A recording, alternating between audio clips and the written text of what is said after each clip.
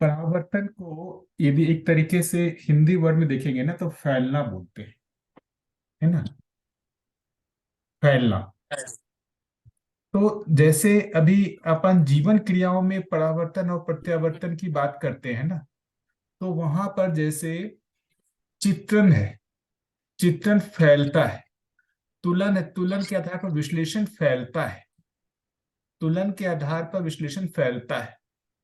तो जब वहां परावर्तन बोल रहे हैं मतलब कोई एक चीज है, बल उसके साथ में जो फैल रहा है उसको परावर्तन बोल रहे हैं। जैसे आस्वादन है, उस आस्वादन के आधार पर चयन जो है फैलता है, बाहर की ओर फैलता है सेलेक्ट करने के लिए,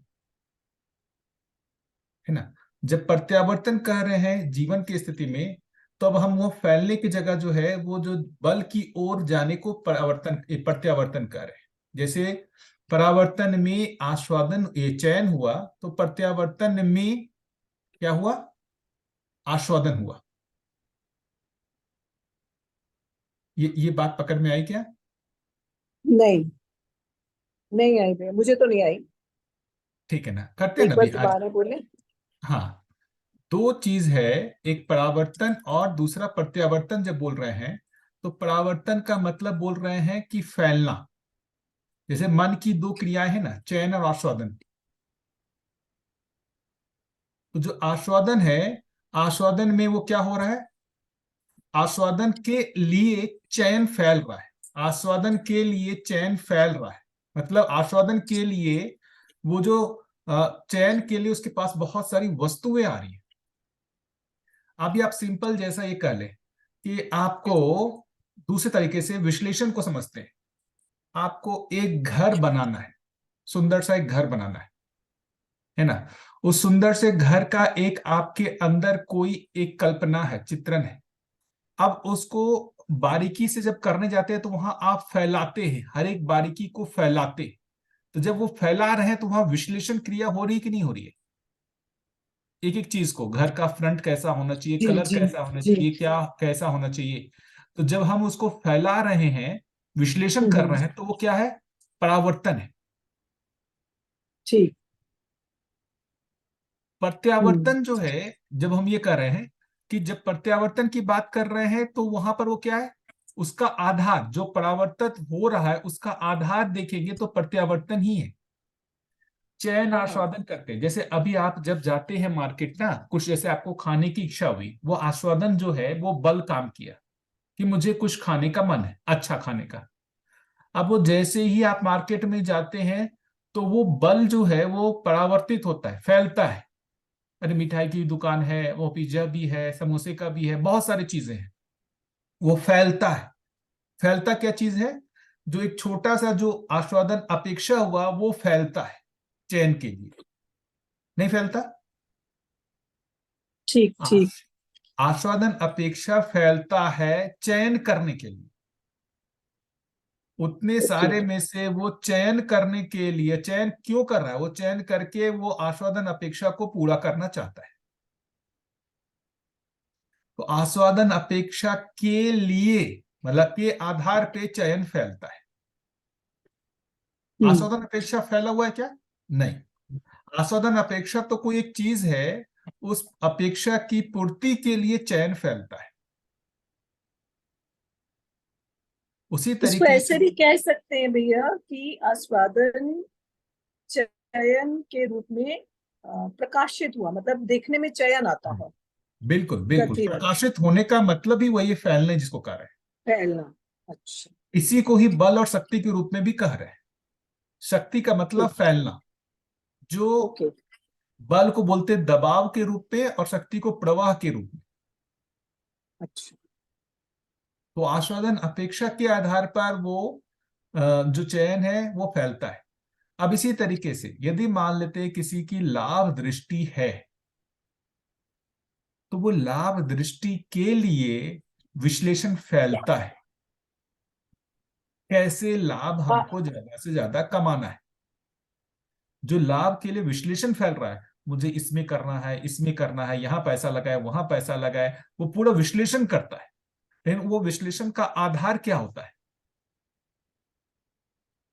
वो लाभ का तुलन होता है कि नहीं होता है? जी जी। आपको जी भैया। सिंपल एक कार खरीदना है, एक कार खरीदना है ना?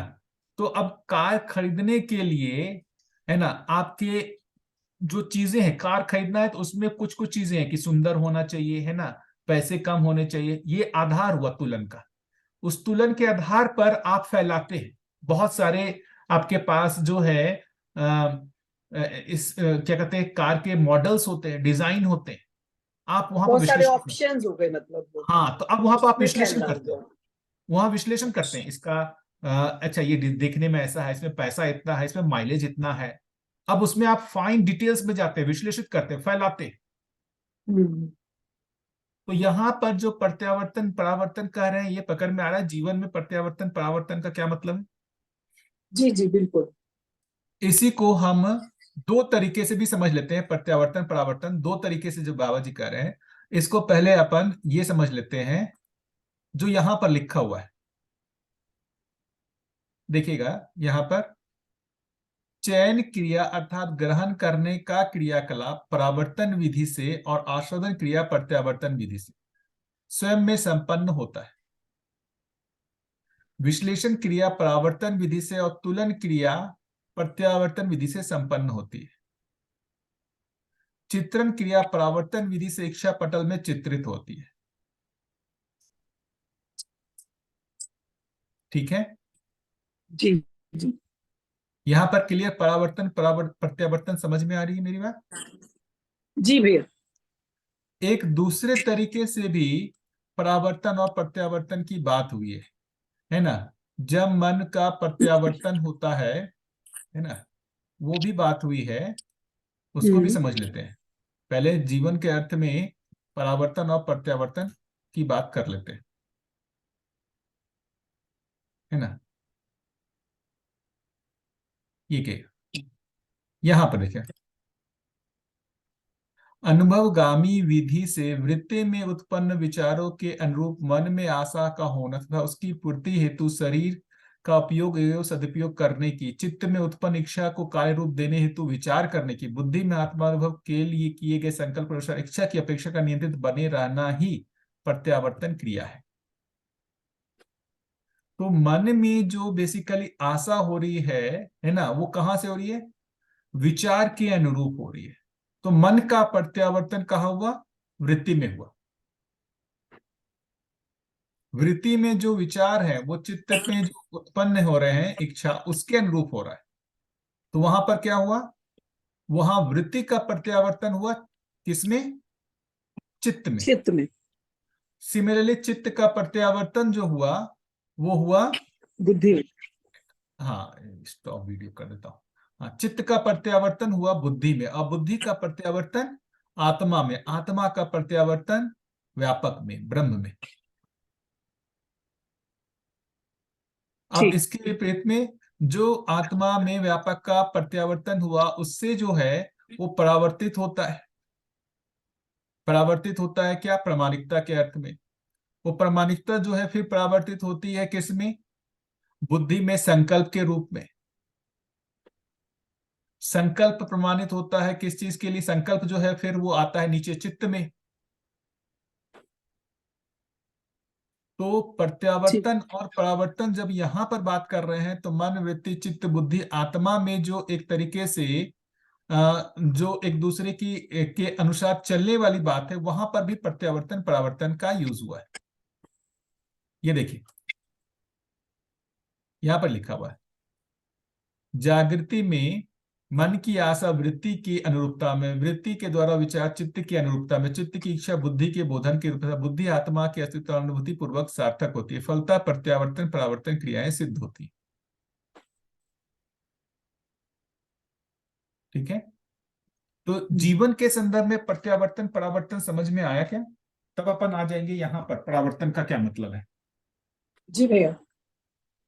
अब जब हम यहां पर बोल रहे हैं ताप परावर्तित होता है, तो यहां पर ही बोल रहे हैं ताप फैल रहा है। ताप के मूल में फैलने का मतलब हुआ आवेश का फैलना। ताप को इस तरीके से समझे, आवेश। अच्छा। एक वस्तु में जो आवेश है वो फैल रहा है। एक वस्तु का आवेश दूसरे वस्तु में जा रहा है, फैल रहा है। एक लोहे के एक जगह पे आप गर्म करते हैं, एक ही जगह पे आप वहां पर आवेशित कर रहे हैं, क्या उसका आवेश वही रहता है या वो आवेश फैलता है? फैलता है। फैलता है, उसको बोल रहे हैं ताप का परावर्तन। अच्छा। वहां पर ताप के परावर्तन की बात कर रहे हैं, वहां पर परावर्तन ये प्रत्यावर्तन परावर्तन जैसा नहीं है, वहां परावर्तन शुद्ध रूप से फैलने के अर्थ में है। हालांकि यहाँ पर भी ठीक। देखेंगे तो यहाँ पर भी परावर्तन देखेंगे तो जीवन क्रियाओं में भी परावर्तन उसी अर्थ में है, फैलने के अर्थ में ही है, जैसा हम्म। यहाँ पर बताया, फैलने के अर्थ में ही है। एक मिनट। ओ, ओ, हाँ, जैसे यहाँ पर है, यहाँ पर भी आप देखेंगे वो फैलने के अर्थ में ही लिखा हुआ है, चयन आस्वादन। ठीक है। हम्म। और जब वहां पर हम परावर्तन की बात कर रहे हैं तो वहां पर शुद्ध रूप में फैलना, वहां पर अब ऐसा नहीं है कि वहां पर परावर्तित भी हो रहा है प्रत्यावर्तित भी हो रहा है।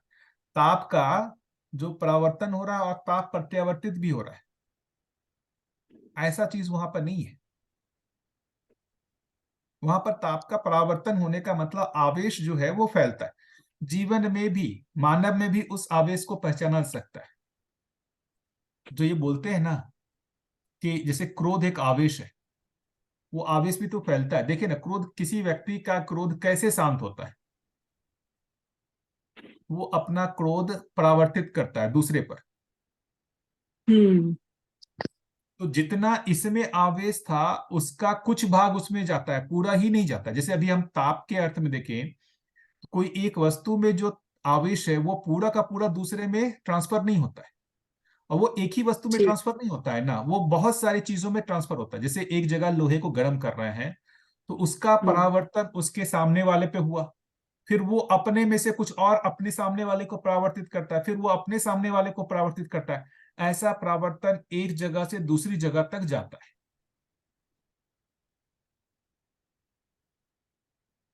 और अंततः पूरे अस्तित्व में फैलता है। परावर्तन पूरे अस्तित्व में हो जाता है, तभी तो वो फाइनली नॉर्मल होता है।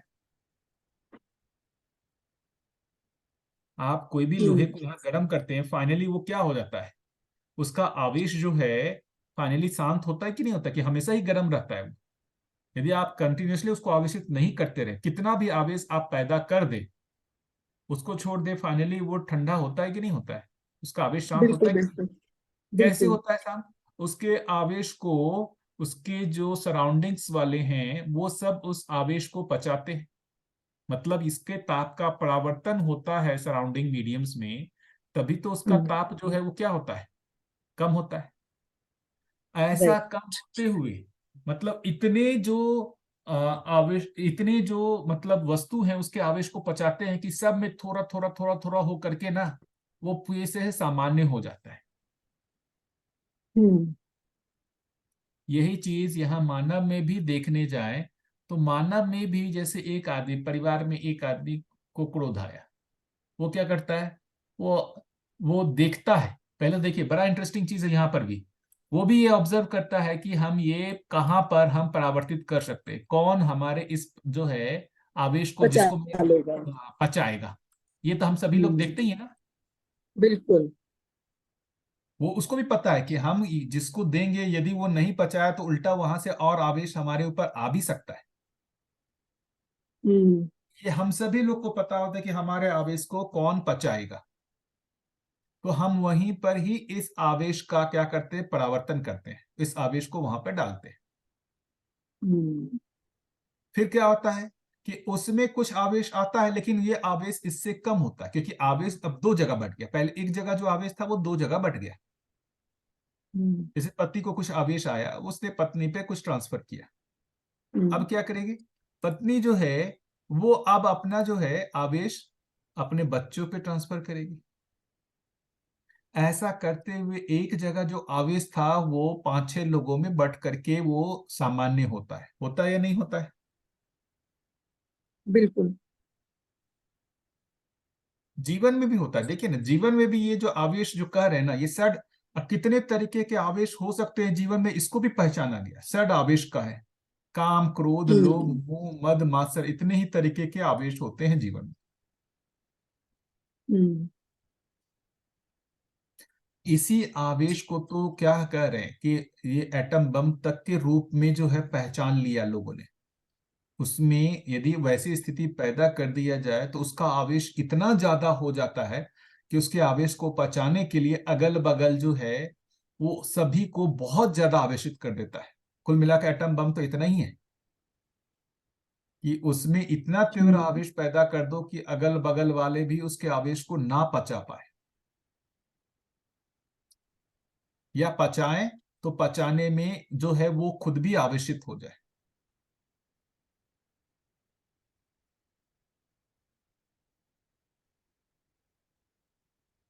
यही चीज देखिए प्राकृतिक विधि से सूर्य में एक आवेश है। सूर्य के आवेश को पूरा देखेंगे, जो उसके सौर मंडल में जितने भी हैं सब उसके आवेश को पचा रहे हैं, और धरती उस आवेश को पचा करके ही इसको दूसरे फॉर्म में कन्वर्ट कर रही है। तो यहां पर जो पूरी हम्म। व्यवस्था बनी है कि वो आवेश को पचा करके, जैसे अभी पेड़ पौधे उसके आवेश को पचा करके अपना भोजन बनाते हैं,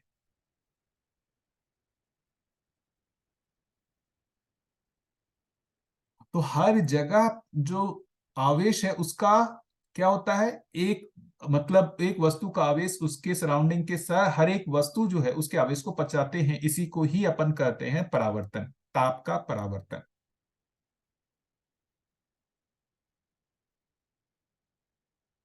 ताप को शुद्ध रूप से समझा जाए तो आवेश है।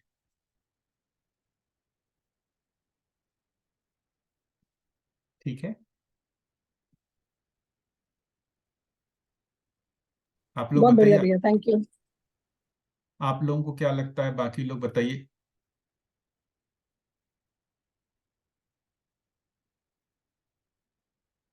और बाकी कोई इस पे कुछ सोचते हो, कुछ मतलब बताना चाहते हो।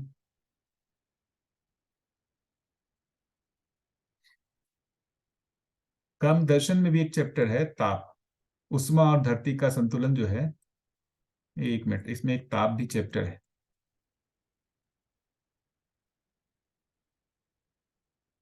और कोई ताप के बारे में बताना चाहेंगे।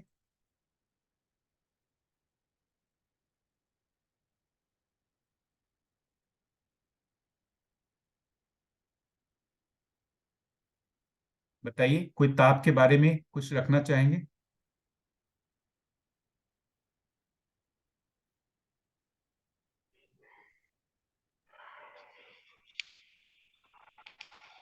नहीं भैया, ठीक ही है। ठीक है, तो अपन दूसरे मुद्दे पे चले।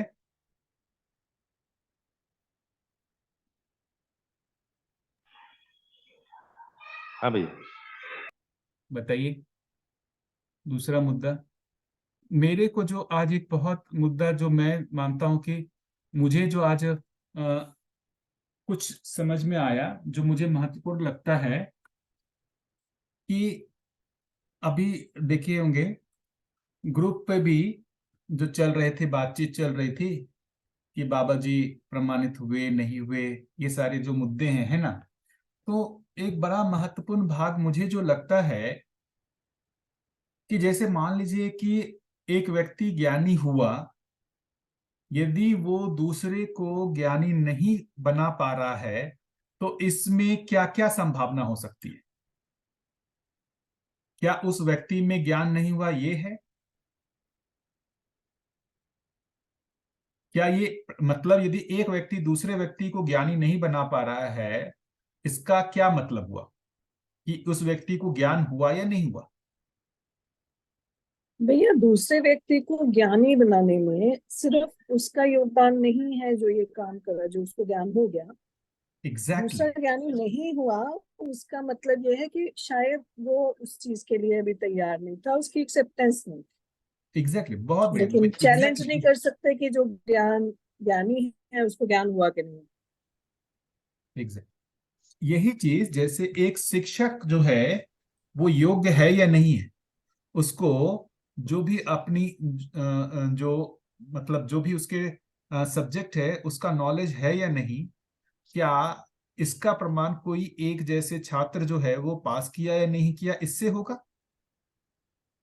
भाई छात्र भी चाहेगा तब तो। उसके चाहे बिना क्या वो जो व्यक्ति है उसकी शिक्षा का मतलब प्रमाण मिलेगा? छात्र को भी तो चाहना पड़ेगा ना। अभी अपन जब बात कर रहे हैं कि बाबा जी को ज्ञान था या नहीं था, है ना, वो अब मतलब हमारे को यदि प्राप्त हुआ तभी मानेंगे कि उनको ज्ञान था या नहीं था। हमारी आवश्यकता भी तो होनी पड़ेगी ना। जैसे अभी राकेश भैया ने बहुत ही सुंदर जो है एक वीडियो भेजा था, वो साधना की पृष्ठभूमि करके था ना। आप लोगों ने देखा क्या ग्रुप पे साधना की पृष्ठभूमि करके एक जो वीडियो भेजा है राकेश भैया ने? बहुत ही सुंदर लगा, मैं भी सुना उसको, मुझे बहुत ही अच्छा लगा। उन्होंने कितना स्पष्ट कहा है, उन्होंने ये भाषा प्रयोग किया। वो अपने लक्ष्य से हिप्नोटाइज हो गए थे। मतलब कि लक्ष्य के प्रति पूरी तरीके से समर्पित थे, दूसरा कोई लक्ष्य था ही नहीं। एक ही मात्र लक्ष्य था कि जो उनको अज्ञात है उसको ज्ञात करना ही उनका लक्ष्य था, दूसरा कोई लक्ष्य था ही नहीं। अज्ञात का मतलब जो ब्रह्म सत्य जगत मिथ्या बोल रहे हैं, वो जो अज्ञात है वो समाज से भी नहीं मिल रहा है, जो भी परंपरा से नहीं मिल रहा है, तो उस अज्ञात को ज्ञात करना ही उनका लक्ष्य बना। और ये लक्ष्य कभी नहीं बदला, किसी भी स्थिति परिस्थिति में किसी भी आयु में नहीं बदला। विवाह करने से पहले ही बना लक्ष्य, विवाह के बाद भी रहा, बच्चे हुए, जैसी भी स्थिति परिस्थिति रही, भोजन नहीं है ना, खाने पीने को नहीं है, कोई भी चीज जो है उनके लक्ष्य को नहीं बदली। ये एक आश्चर्यजनक बात लगती है। अभी हमारी स्थिति वैसी है क्या? हमारे लक्ष्य जो है उसमें थोड़ा सा जागृति भी आ गया, थोड़ा सा लक्ष्य में हमारे परिवार की जो सुख सुविधा है उसको भी पूरा हो गया, थोड़ा सा लक्ष्य भविष्य की भी चिंता है। तो ऐसे थोड़े थोड़े अपने बहुत सारे पैरेलल लक्ष्य हैं। एक लक्ष्य जो प्राथमिकता में हमेशा बना रहे, ऐसा एकमात्र लक्ष्य जागृति हमारा नहीं है। क्या लगता है कि हमारा लक्ष्य जो है बिल्कुल बाबा जी के जैसा है क्या? प्राथमिकता में हमेशा टॉप प्रायोरिटी में वही लक्ष्य बना हुआ है? और भी लक्ष्य हो सकते हैं लेकिन हमेशा प्राथमिकता में यही है। जो भी हम डिसाइड करेंगे वर्तमान में और भविष्य की योजना बना रहे हैं, जो भी, वो इसी लक्ष्य के लिए बना रहे हैं। ऐसी स्थिति है अपने में क्या?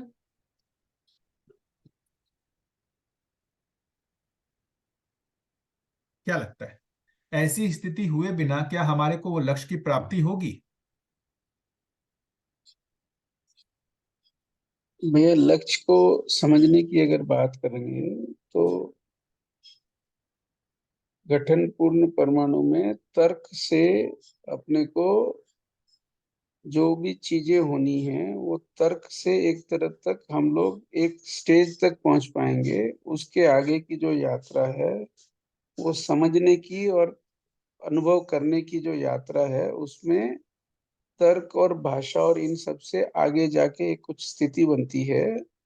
तो अध्ययन विधि से अगर अपन जाएंगे तो हमको वो लक्ष्य की प्राथमिकता अपनी जगह है, लेकिन उसके साथ साथ जो अध्ययन की प्रक्रिया है और अभ्यास की प्रक्रिया है उसमें से आप जो जो बाकी स्टेप्स है जैसे विरोध मुक्त होना है, जितने जितने भी तर्क से जितनी चीजें समझ सकते हैं उसको उतना समझना है और फिर अभ्यास करते रहना है। तो वो जो अनुभव वाली जो तरीका होगा वो मतलब दूसरा तरीका है जो बाबा जी ने किया था, वो अनुसंधान वाला तरीका था। अपने को उतना ज्यादा स्ट्रिक्ट और उतना ज्यादा उस तरह से उसमें लीन होने की जरूरत नहीं है, क्योंकि उनको अध्ययन कराने वाला कोई था नहीं। हमको अध्ययन कराने वाले हैं, अध्ययन कराने का वस्तु भी रखा है। हमको उस अध्ययन को अच्छे से करना है, अभ्यास अच्छे से करना है। तो हमारा जो रास्ता होगा वो अनुभव संपन्न होने के लिए हमको जितने भी तर्क है हमारे तर्क को संतुष्ट करके उस व्यवस्था में रहने वाली प्रक्रिया में जाना पड़ेगा। तो हमको ज्ञान होगा। हमारा ज्ञान होने का रास्ता और उनका जो ज्ञान होने का रास्ता था दोनों अलग अलग है। यही चीज ऐसा तो मैं मुझे लग समझता रहा हूँ, है। भैया यही ऐसा चीज मैं समझ रहा हूँ। हाँ, यही चीज तो समझने की बात है। देखिए, वही चीज कह रहा हूं कि लक्ष्य को प्राप्त करने के रास्ते अलग अलग हैं। लक्ष्य एक है, लक्ष्य को प्राप्त करने के रास्ते अलग अलग, विधि अलग अलग हैं, लेकिन लक्ष्य को प्राप्त करने के लिए जो निष्ठा चाहिए, जो प्राथमिकता चाहिए, वो मुझे जो लगता है उनकी स्थिति और हमारी स्थिति में समान होगा। लक्ष्य को प्राप्त करने के लिए जो एक तरीके से प्राथमिकता चाहिए, वो दोनों जगह समान है। उसकी विधि में डिफरेंस है। वो अनुसंधानात्मक विधि थी और ये अध्ययन विधि। लेकिन जो लक्ष्य को पाने के लिए तीव्रता चाहिए, जो प्राथमिकता चाहिए, मुझे लगता है उसमें कोई डिफरेंस नहीं होगा। यदि डिफरेंस है तो अपने को उतनी ही, मतलब क्या कहें, जितना हमारा प्राथमिकता में उतना ही प्राप्त होगा, उससे ज्यादा प्राप्त नहीं होता है।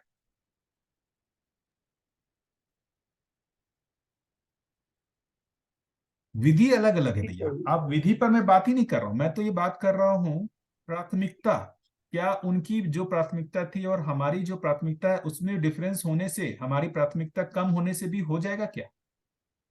तो इसको यदि समझना चाहें नहीं, हमारी तो, हाँ भैया, जैसे मैं उसको जस्ट पूरा करता हूं। आप जो बात बोल रहे हैं कि ये प्राथमिकता फिर तय कैसे होती है, इस पे जाएगी बात। तो बाबा जी ने जो रास्ता बताया, उसका पूरा का पूरा तरीका था कि लोगों की प्राथमिकता में ये आ जाए।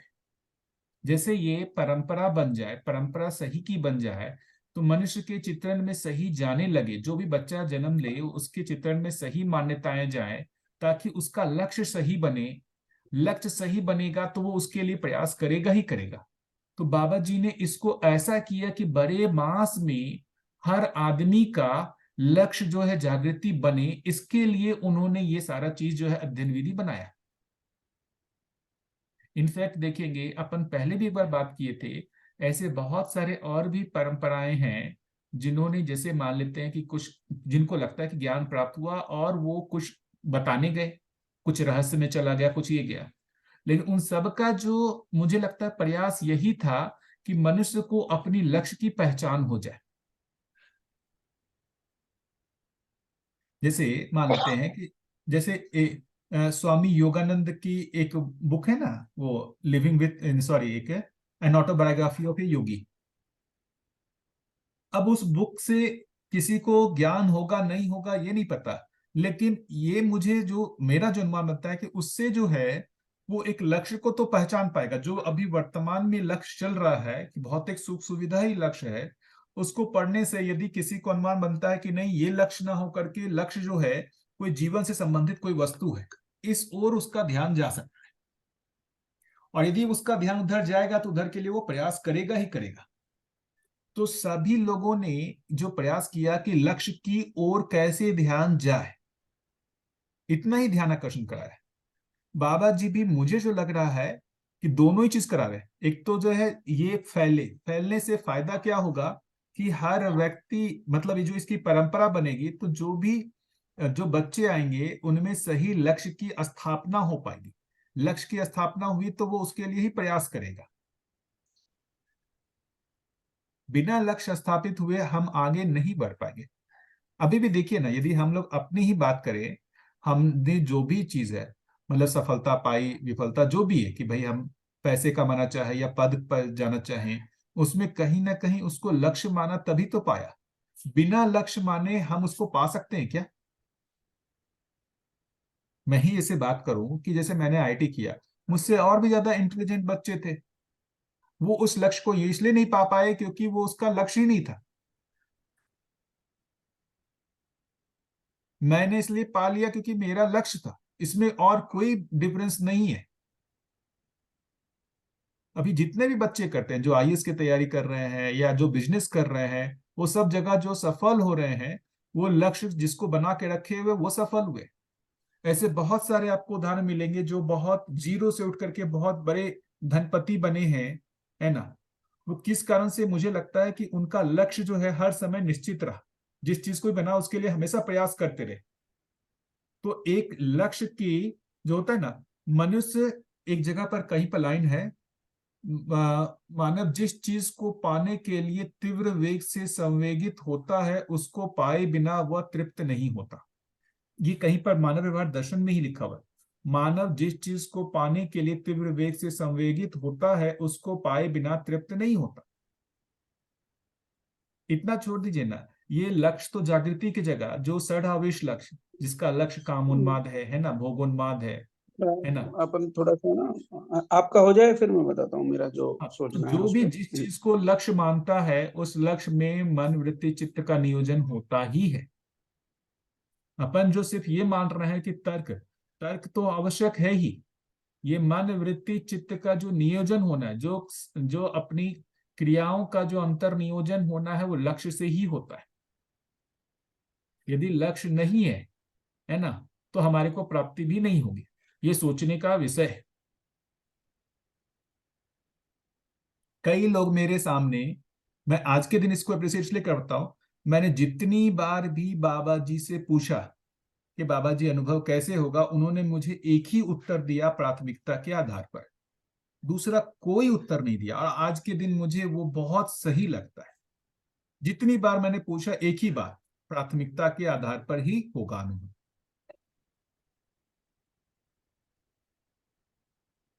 जी भैया, इस पे अपन, मुझे लगता है ना, हम सभी लोगों को डिस्कशन करना चाहिए। ये महत्वपूर्ण बिंदु है, क्योंकि बार बार जो दर्शन पर वो जो क्वेश्चन मार्क लगता है ना कि किसी को अनुभव नहीं हुआ या क्या हुआ, उसका मूल कारण को अपने को दूसरा करना पड़ेगा कि बाबा जी को ज्ञान था या प्रमाणित नहीं थे। इसकी जगह कि जो दर्शन में जितने भी लोग जुड़े उनमें से कितने को वो तीव्र लक्ष्य था जो बाबा जी का था।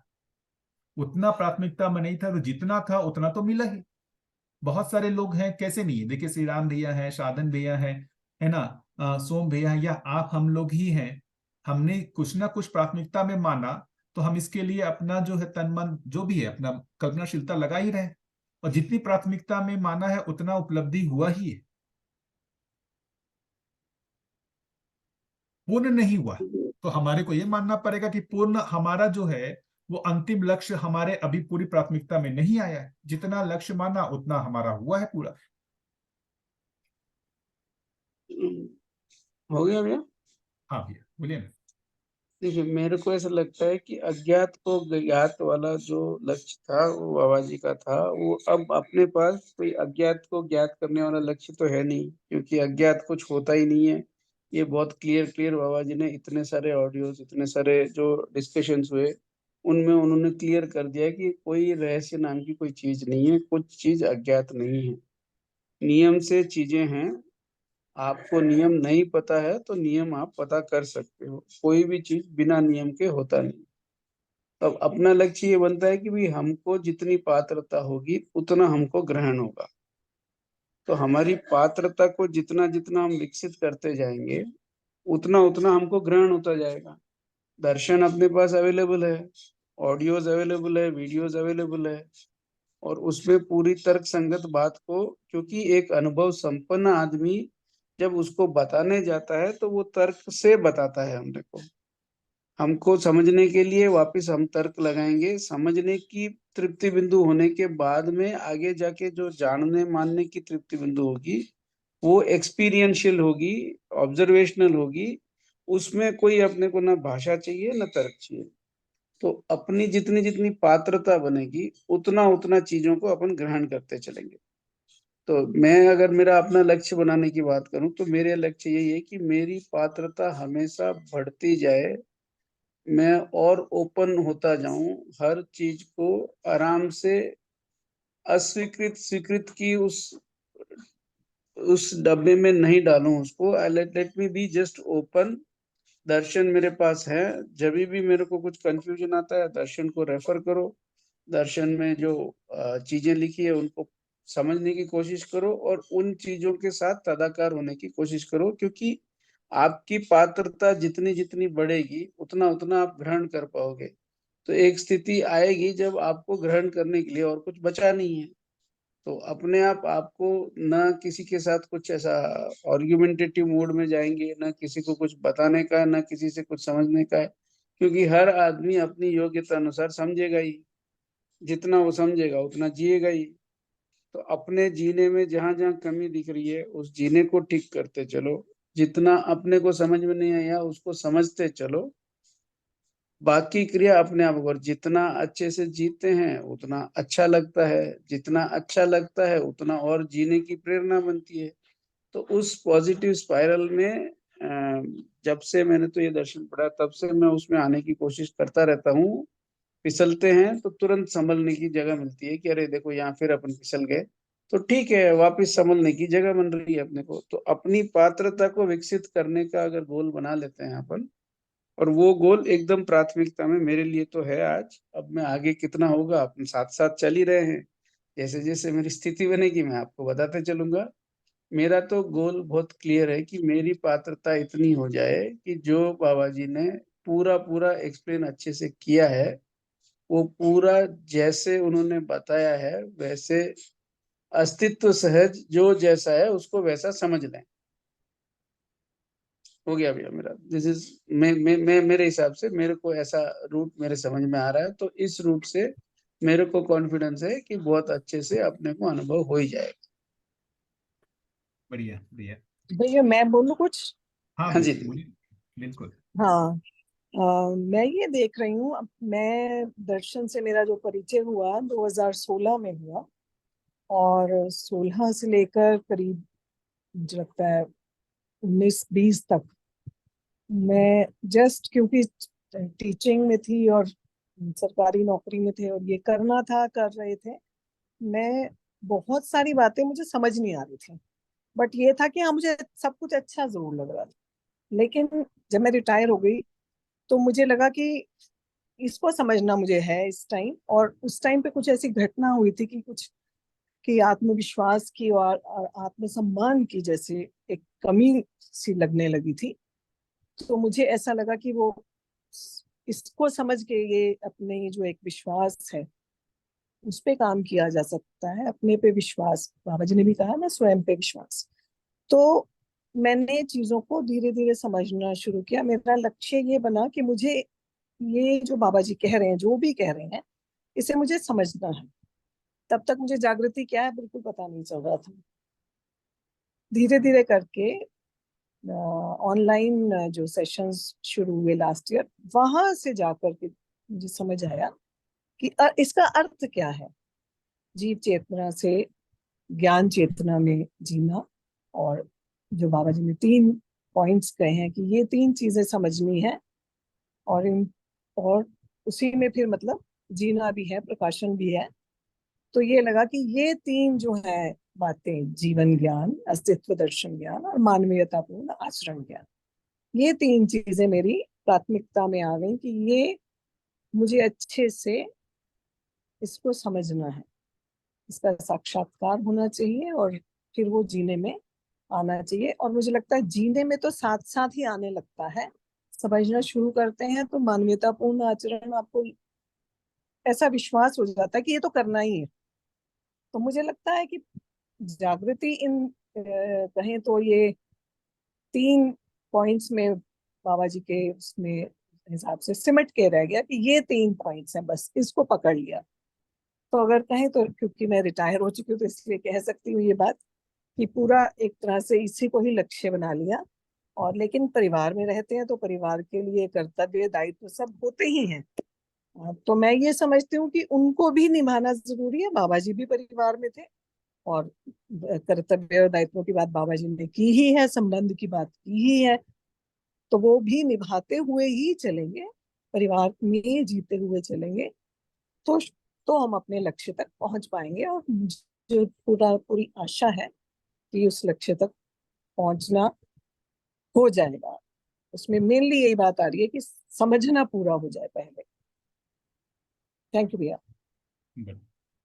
और कोई इसमें, मुझे लगता है सभी लोगों को ना, क्योंकि अपने लिए वहां से रास्ता निकलेगा यदि हम उसको समझ पाए, है ना, तो उसलिए अपने लिए वो रास्ता निकलेगा यहाँ से, कि यदि हमारे में जो भी मतलब अनुभव की या प्रमाण की हम क्यों नहीं पहुंच पा रहे हैं, तो उसका रीजन क्या है, या जितना भी अभी तक पहुंचे हैं तो उसका मतलब किस विधि से पहुंचे हैं, उसको समझना के लिए मुझे लगता है ये बढ़िया रहेगा एक्सरसाइज, सभी लोग यदि अपना बताएं तो। ये आपने जो लक्ष्य की बात की ये जबरदस्त है। पूरी दुनिया जिसके पीछे ही दौड़ती है उनके अंदर लक्ष्य एक ही होता है, कोई पैसे के पीछे, कोई प्रतिष्ठा के पीछे। ऐसा पूरी दुनिया जो है लक्ष्य एक ही होता है, वो लक्ष्य ही आदमी को 24 घंटे दौड़ाते रहता है। तो ये जबरदस्त बात है। लक्ष्य अपने अंदर जितना गहरा होगा उतना हम समझ पाएंगे और आगे बढ़ सकते हैं। अस्तु।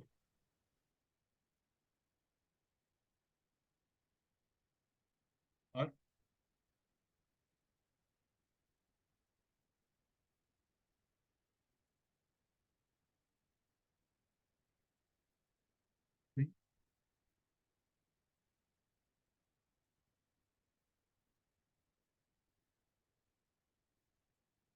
अभी भी देखेंगे ना, मतलब अभी भी साइंस ने भी जितना चीज खोज निकाला उसके मूल में तो मुझे यही लगता है कि कुछ अज्ञात को ज्ञात करने के लिए अर्थ में ही निकाला।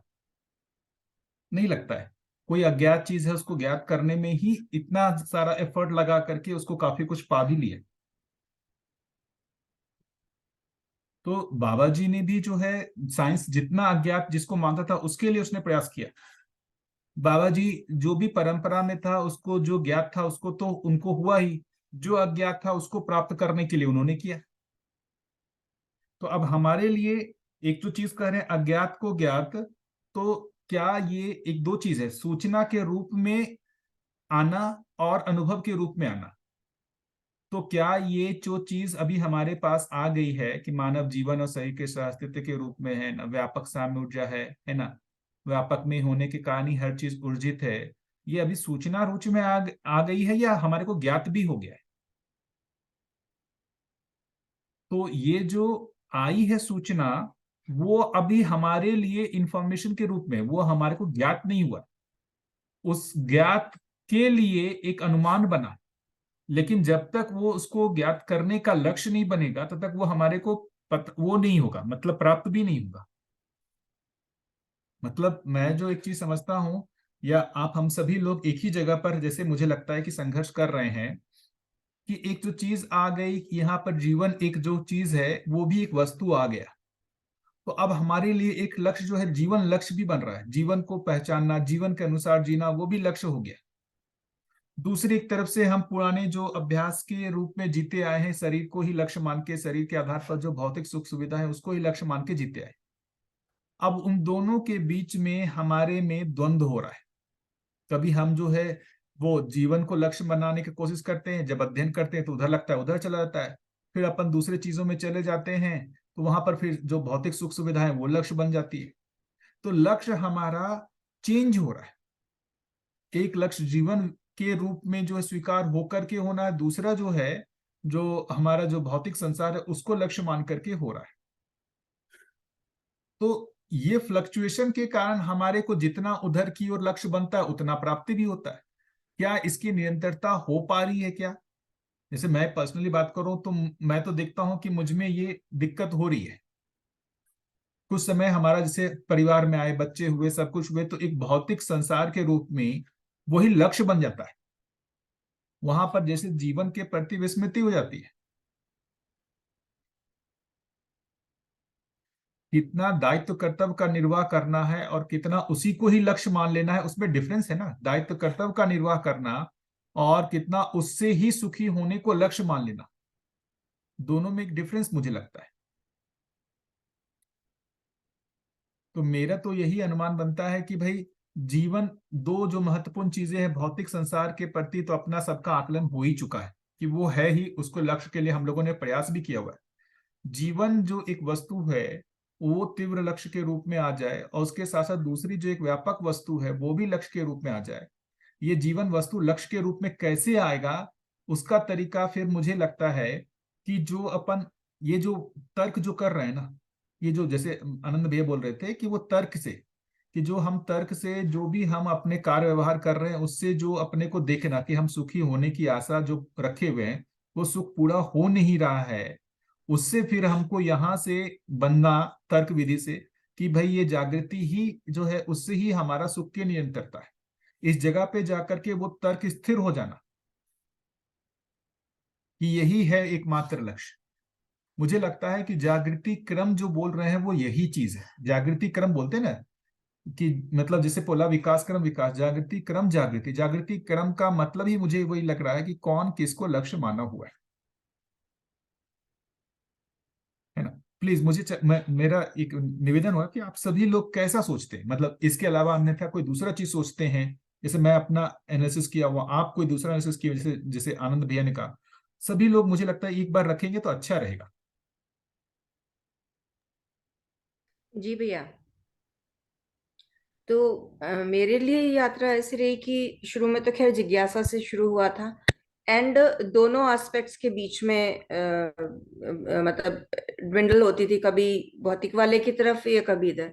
पर धीरे धीरे एक तो क्या है कि इसके मटेरियल में इतनी जिज्ञासा मुझे होती थी कि हर रोज कुछ नया समझने को मिलता था, तो उससे बहुत ज्यादा एक जुड़ाव हो गया था, एंड वो एक क्यूरियोसिटी लगातार बिल्ट हो रही थी। और वो फिर धीरे धीरे इतनी बिल्ट हो गई कि अब जितनी निहायत जरूरत है उतना ही एक्सटर्नल है। और दूसरी बात ये है कि एक्सटर्नल वाला इसलिए भी बहुत ज्यादा जरूरी है कि जितना हम समझ रहे हैं वो जीने में कितना आता है, उसके लिए सब लोगों से मिलना जुलना और अपने आप को देख पाना। तो सूचना भी लगातार मिल रही है जो अपने आप में मेरे को बहुत एक्साइट करती है। रोज एक मतलब वो अज्ञात को ज्ञात करना। तो इंफॉर्मेशन भी बहुत यूनिक है, डिफरेंट है, और मेरे को तो बड़ा आश्चर्य होता है कि अच्छा ऐसा, मतलब एक वो इतना जिज्ञासा बनी रहती है इसमें। और फिर उसी इंफॉर्मेशन को मैं कितना अपने डेली प्रैक्टिकल लाइफ में इम्प्लीमेंट कर पा रही हूँ, तो वो एक प्रैक्टिस लगातार साथ बनी रहती है। तो एवरी डे जो है एक नया एक्साइटमेंट है मेरे लिए तो। करिए। और कोई?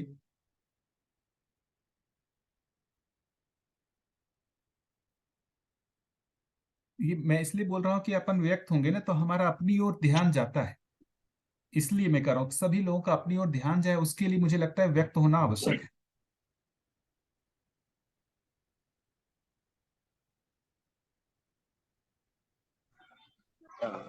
जी भैया, नमस्ते सभी को।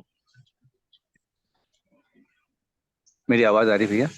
हाँ हाँ, भैया आ रही आ है रही है। कुछ। हाँ हाँ भैया। जैसा कि आपने भी जो बोला है अभी कि एक बार लक्ष्य ध्यान में आ जाए और लक्ष्य बिल्कुल हमें क्लियर हो। फिर जो नीरज जी ने रखा था साथ में कि लक्ष्य में अस्तित्व जैसा है वैसा जानना, जीवन क्रियाओं को, जीवन को जानना और मानवतापूर्ण आचरण। और जो मैं भी देख रहा हूँ इस कंटेंट से जुड़ने के बाद, क्योंकि पहले भी कुछ एक्सप्लोरेशन तो चल रहा था, लेकिन उतनी गति नहीं मिल पाने की वजह से धीरे धीरे एक इंटरेस्ट या डिवोशन कम होता जा रहा था।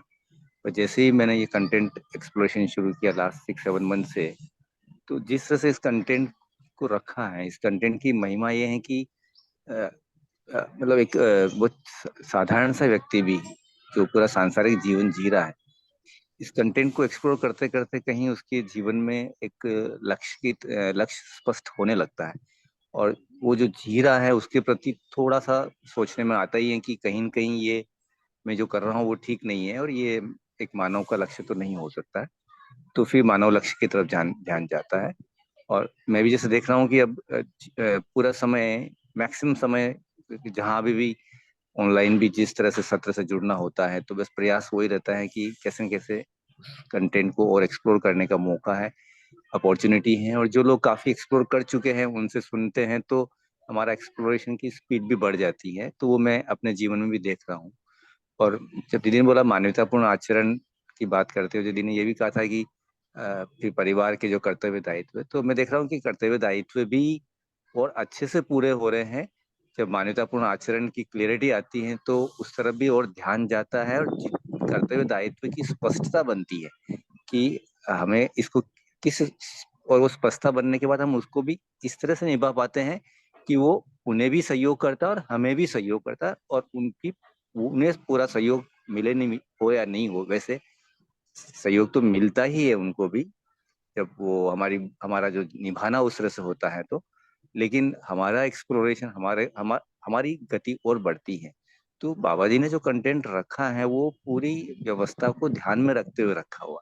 तो कर्तव्य दायित्व भी पूरा निर्वाह हो पाता है, पर उसका जो विधि है थोड़ा उसमें थोड़ा सा बदलाव आता है आपका, लेकिन वो आगे तक प्रसिद्ध भी होता है। और जो हम अनावश्यक उलझते रहते थे किसी से आर्ग्यूमेंट में, किसी से विवाद में, या किसी के जीने को देख के अंदर एक इरिटेशन आता है कि ये ऐसा क्यों कर रहे हैं, क्यों नहीं समझ रहे हैं, और ऐसा कैसे जी पाते हैं, प्रकृति का शोषण करते हुए कैसे जी पा रहे हैं, पर्टिकुलरली जो बहुत क्लोज लोग हैं उनके बारे में। लेकिन फिर धीरे धीरे बाबा जी के कंटेंट की महिमा ये है कि वहां पे हमें स्पष्टता मिलती है कि अभी हमारी जितनी जितनी जिसकी पात्रता है, योग्यता है, उसी के अनुसार जीने में आ पाएगा। तो हम और उस संबंध के भाव को पुष्ट करते हुए, विश्वास के सम्मान के भाव को पुष्ट करते हुए हमारा जीना हो पाता है, तो आगे भी वो जाता है। और नो डाउट हमारा एक्सप्लोरेशन का जो स्पीड है वो बढ़ता ही है। थैंक यू भैया। बढ़िया, बिल्कुल, बहुत बढ़िया भैया। यही तो मुझे लगता है कि जिस लक्ष्य के लिए आए थे उस लक्ष्य में ऐसा लगता है कि थोड़ा आगे गति बढ़ी है तो उत्साह बनता है कि हमारे को ये सही चीज मिला है ना। ये जितना हमने अभी प्रयास किया उससे जितना हमारा गति बना है वो आगे के लिए और हमारे को ऊर्जा देता है। बढ़िया। और कोई? भैया नमस्ते, सभी को नमस्ते। नमस्ते। भैया आपने काफी बात रखी, तो लगता है लक्ष्य की बात है, मानव लक्ष्य को लेके चलते हैं तो कंटेंट को 2-3 साल से सुन रहे हैं, उसको पढ़ भी रहे हैं और उसके अकॉर्डिंग जीने का प्रयास भी कर रहे हैं, और काफी चीजों की स्पष्टता बनती है। लेकिन अभी कृष्ण भैया ने कहा कि कई बार क्या होता है कि परस्परता में आके और वो एक कंपैरिजन शुरू हो जाता है। कई बार परस्परता में आते हैं तो वो अभी आपने बताया जैसे भौतिकता के आधार पे और लक्ष्य के आधार पे, तो उनमें फिर कंपैरिजन होने लग जाता है वहाँ के। लेकिन फिर भी दर्शन के की महिमा या दर्शन के जो रूल, जो नियम, उनको एक बार फिर ध्यान में आते हैं, उन पे ध्यान जाता है, तो फिर एक सहज स्थिति में हो जाता है कि भाई जैसे जैसे एक किसी की भी पात्रता बढ़ेगी, जैसे जैसे उसकी स्थिति आएगी, योग्यता बढ़ेगी, उसके अकॉर्डिंग हर मानव ही सुखी होना तो चाहता ही है, हर मानव ऐसे बॉन्डिंग तो चाहता ही है। वो एक विश्वास एक दृढ़ता में आता है। तो ऐसे भैया जैसे जैसे यात्रा चलती है वैसे वैसे काफी शुरू में तो जैसे कृष्ण भैया कह रहे हैं, शुरू में तो ऐसे था कि 1-2 शिविर लिए तो तब रोड पे देखते थे, किसी को भी देखते थे, वो कोई भी ऐसा काम करता ऐसे तनाव आता था कि यार ये कब समझेगा कितना धरती का कर रहा है, क्या कर रहा है। और कई बार अपन कर रहे थे, जैसे मैं कर रहा था तो मेरे पे भी ध्यान नहीं जाता था कि भाई मैं भी कर रहा हूँ, अगले को क्या कह रहा हूँ। लेकिन जितने जितने कंटेंट को लेकर जो जो स्पष्टता बनती चली, जो जो उनको समझ पाए कि जैसे मान लो एक मूल्यों को ही समझ पाए, कर्तव्य और दायित्वों का सही निर्वाह नहीं करते तो कहाँ मूल्यों में जी रहे हैं, कहाँ संबंधों में जी रहे हैं, कहाँ व्यवस्था में जी रहे हैं, वो भी काफी बातें स्पष्ट होने लगी। और कहीं न कहीं निर्वाह होता ही है, अब व्यवस्थाओं में भी होता है, संबंधों में समझ पाते हैं और मूल्यों को भी समझ पाते हैं। तो ऐसे भैया जो जहाँ से चले हैं और अभी तक पहुंचे हैं, वहाँ पीछे देखते हैं तो बड़ी खुशी होती है कि कम से कम अपने इतनी दूर आए हैं, कुछ रास्ता तो अपना सहज हुआ है। और ये सहज रास्ते को देखते हैं तो आगे जो लक्ष्य है वो भी सहज लगता है। ऐसे लगता है कि इतने ही चले हैं तो उस लक्ष्य तक भी पहुंच जाएंगे, तो एक उत्साह बनता है। और जैसे जैसे आप लोगों के साथ ऑनलाइन या ऑफलाइन जैसे जैसे जुड़ते हैं, जैसे जैसे मिलते हैं, जैसे जैसे कोई क्वेश्चन बहुत कम हो गए क्वेश्चन अब, लेकिन फिर भी कोई समझ के आधार पे कोई क्वेश्चन बनता है तो पूछते हैं, स्पष्टता बनती है, तो और भैया उत्साह बनता है आगे। मतलब ऐसे मैं मेरे में तो ये इतना समझ पाया हूँ, और जीने में मैं कोशिश कर रहा हूँ कि जितना जितना उसके अकॉर्डिंग सोचता हूँ कि अकॉर्डिंग कितना जी पाता हूँ। जीने का दर्शन से मैं तो इसको मोटे तौर पे मूल्यों को समझ के और परस्परता में या संबंधों में जीना, इसको मैं थोड़ा सा समझ पाता हूँ कि जीना तो इसी को कहा गया होगा शायद। बाकी कोई कंफ्यूजन हो तो आप रख ही सकते हैं।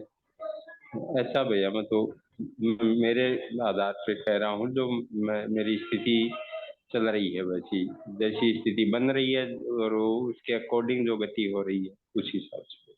धन्यवाद भैया, इतनी बात।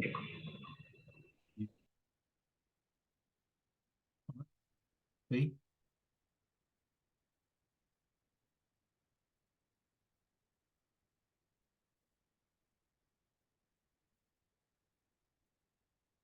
और कोई बोलेंगे?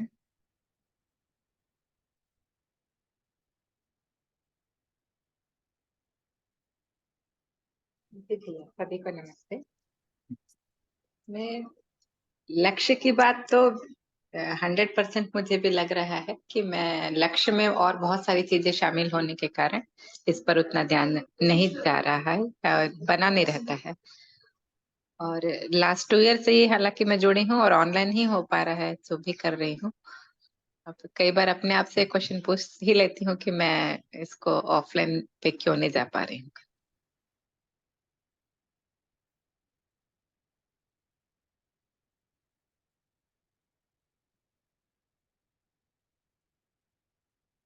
हेलो दीदी, आवाज नहीं आ रही? अच्छा, मेरी आवाज नहीं आ रही भैया? नहीं, बीच हाँ में आई अभी थी आ फिर रही रुक है। गई थी। जी भैया, मैं कह रही थी कि लक्ष्य में बाकी चीजें भी शामिल हो गई हैं, ऐसा मैं अभी देख पा रही हूँ। इसीलिए वो तेज मतलब स्पीड अप नहीं हो पा रहा है। जुड़े हुए मुझे तो लगभग अभी 2 ही साल से मैं जुड़ी हूँ और ऑनलाइन ही चल रहा है। और आप लोगों को जब जैसे सुनते हैं तभी वो विचारों में बना रहता है, और बाकी समय तो फिर वो जीने में तो अभी नहीं ही है, ऐसा मैं देख पाती हूँ। विचारों में इतना है कि जो व्यवस्था है, ये विश्वास बना है कि व्यवस्था है ही, और व्यवस्था पर ध्यान जाता है। हर जगह मैं देख पा रही हूँ कि ये व्यवस्था ऐसा बना हुआ है। अ, पहले ऐसा लगता था कि जैसे सब मैं कर रही हूँ तब इतना हो पा रहा है। अब ये क्लियरली देख पाती हूँ हर जगह कि व्यवस्था तो है। ये बहुत अच्छा विश्वास बना भैया। और साथ साथ चलने का जो मजा है, मूल्यों को पहचानने का जो आनंद है, वो भी देख पा रही हूँ, लेकिन जीने में अभी बिल्कुल भी नहीं है। तो अपने आप से प्रश्न हो ही जाता है कि मैं इसको ऑफलाइन क्यों नहीं जुड़ पा रही हूँ, या ऑनलाइन पे ही अभी सीमित हूँ भैया। जी, धन्यवाद। कोई? जो कुल मिला के अपन देखते हैं तो सबकी मन स्थिति में सुधार होता ही है, और जीने में जितना जितना करते हैं उतना अपने को उत्सव का फीलिंग आता ही है। तो जितना उत्सवित होते हैं उतना वापस आगे करने की इच्छा होती है। तो ये इवन ऑफलाइन भी अपन साथ में रहें या ऑनलाइन करें, क्योंकि ये इतना इजी हो गया आजकल। और हर परिवार में, हर जगह पे, हर आयाम में, क्योंकि मानव बहुआयामी है, तो उसको सभी आयाम में अपने आप से मानवतापूर्ण आचरण वाली जो करने की प्रैक्टिस होती है, वही इसमें मतलब बेसिक स्टेप यही है। इसी स्टेप से अपन धीरे धीरे आगे बढ़ेंगे। तो सीढ़ी यही है कि जितना अपन आचरण अच्छा करेंगे उतना अपने को अच्छा लगेगा। और जहाँ पे भी किसी के साथ कुछ भी गड़बड़ हुआ तो वो दोनों को पता चलता ही है, और जितना पता चलता है उतना अपना ध्यान जाता है। तो अपना ध्यान बना रहे तो अपनी पात्रता बढ़ती जाती है। तो मेरे हिसाब से तो अपने को जितने भी विरोध अपने मन में है, जितने भी जिनसे भी विरोध है, उनको जितना जितना अपन निकालने लगेंगे तो धीरे धीरे अपन अपने स्वत्व से जब बोलने लग जाएंगे ना, कि भाई इंस्टेड ऑफ अभी अपन बोले कि भाई बाबा जी ने ऐसे बोला है कि जगह पे, नहीं, मैंने एक्सपीरियंस किया है, मेरे साथ 4 बार 6 बार ऐसा हुआ है और मैंने ये एक्सपीरियंस किया है कि ऐसा करने से ऐसा होता है। जब अपने को जोड़ के जैसे जैसे अपन बोलने लगेंगे और उतना ही बोलेंगे जितना अपने अधिकार में हो, जैसे ही उससे ज्यादा जाते हैं तो फिर अपने को लाना पड़ता है कि बाबा जी ने ऐसे बोला था। तो वो उसकी जरूरत नहीं पड़े अपने को, अपन बोले ही उतना जितना हमारे अधिकार में हो। तो जितना जीने में आएगा उतना बोलने में आएगा, जितना बोलने में आएगा उतना करने में आएगा। तो अपना कायिक वाचिक मानसिक का अलाइनमेंट जैसे जैसे होता जाएगा, क्योंकि कुछ भी अपन न चाहते हुए भी अगर कुछ करते हैं तो वो जीवन के आदेश से ही करते हैं। तो जीवन में ही वो अंतर्विरोध बन जाता है कि वो चाहता नहीं है फिर भी करवाता है, या जी फिर भी करता है। तो इस अंतर्विरोध से अपनी गति रुक जाती है। तो जितना जितना जहां जहां अंतर्विरोध दिखे अपन रोकने के प्रयास में लगे रहें, और वो रोज की जिंदगी में लगे रहें। कोई बहुत बड़ा एक ना लंबा विराट आउटस्टैंडिंग गोल या ऐसा कुछ बना के उस तरह से चलने वाला काम ये नहीं है। ये रोज रोज रोज जीने में आने वाला काम है। रोज जितना जितना इम्प्रूवमेंट होगा वो अपने को अपने आप मूल्यांकित होगा और अपने आप दिखता है अपने को। तो इसको इस तरह से भी अपन देख के रोज इम्प्रूवमेंट करते हुए अपन मतलब खुश होते हुए खुशी की ओर बढ़ेंगे। आगे जाके वहां खुशी मिल जाएगी। वो एक गोल ओरिएंटेड अप्रोच एक अपना काम करता है। यहाँ पे अपने को आज खुश होना है, आज खुश हैं और आगे खुशी के रास्ते पे जा रहे हैं। इस तरह से भी इसको इंटरप्रेट किया जा सकता है। बढ़िया बढ़िया। जो एक, हाँ दीदी आप कुछ बोलना चाह रही हैं? हाँ बहुत अच्छा भैया। हाँ ठीक, ठीक है। खुश मतलब जर्नी में ही हमको सेटिस्फैक्शन के साथ साथ खुश होके चलना है। तो भैया अभी जो बोल रहे थे कि जैसे हम ऐसा कुछ गड़बड़ होता है तो दोनों को पता चलता है, मीन्स जिनके साथ बिहेवियर हो रहा है उनको और हमको खुद को, ऐसा कहना चाह रहे? हाँ हाँ दीदी, दोनों को एकदम दोनों को पता चलता ही है, दोनों में बंटता ही है वो। मतलब एक जन दुखी हो जाए और दूसरा दुखी नहीं हो, ऐसा होता नहीं है।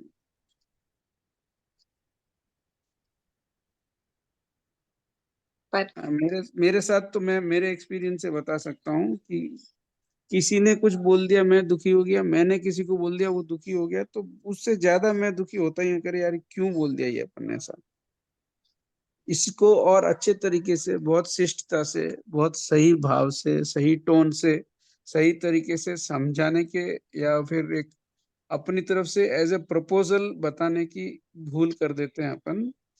जब भी अपन एज ए प्रपोजल बताना छोड़ देते हैं तो वहां गड़बड़ हो ही जाती है अपने से।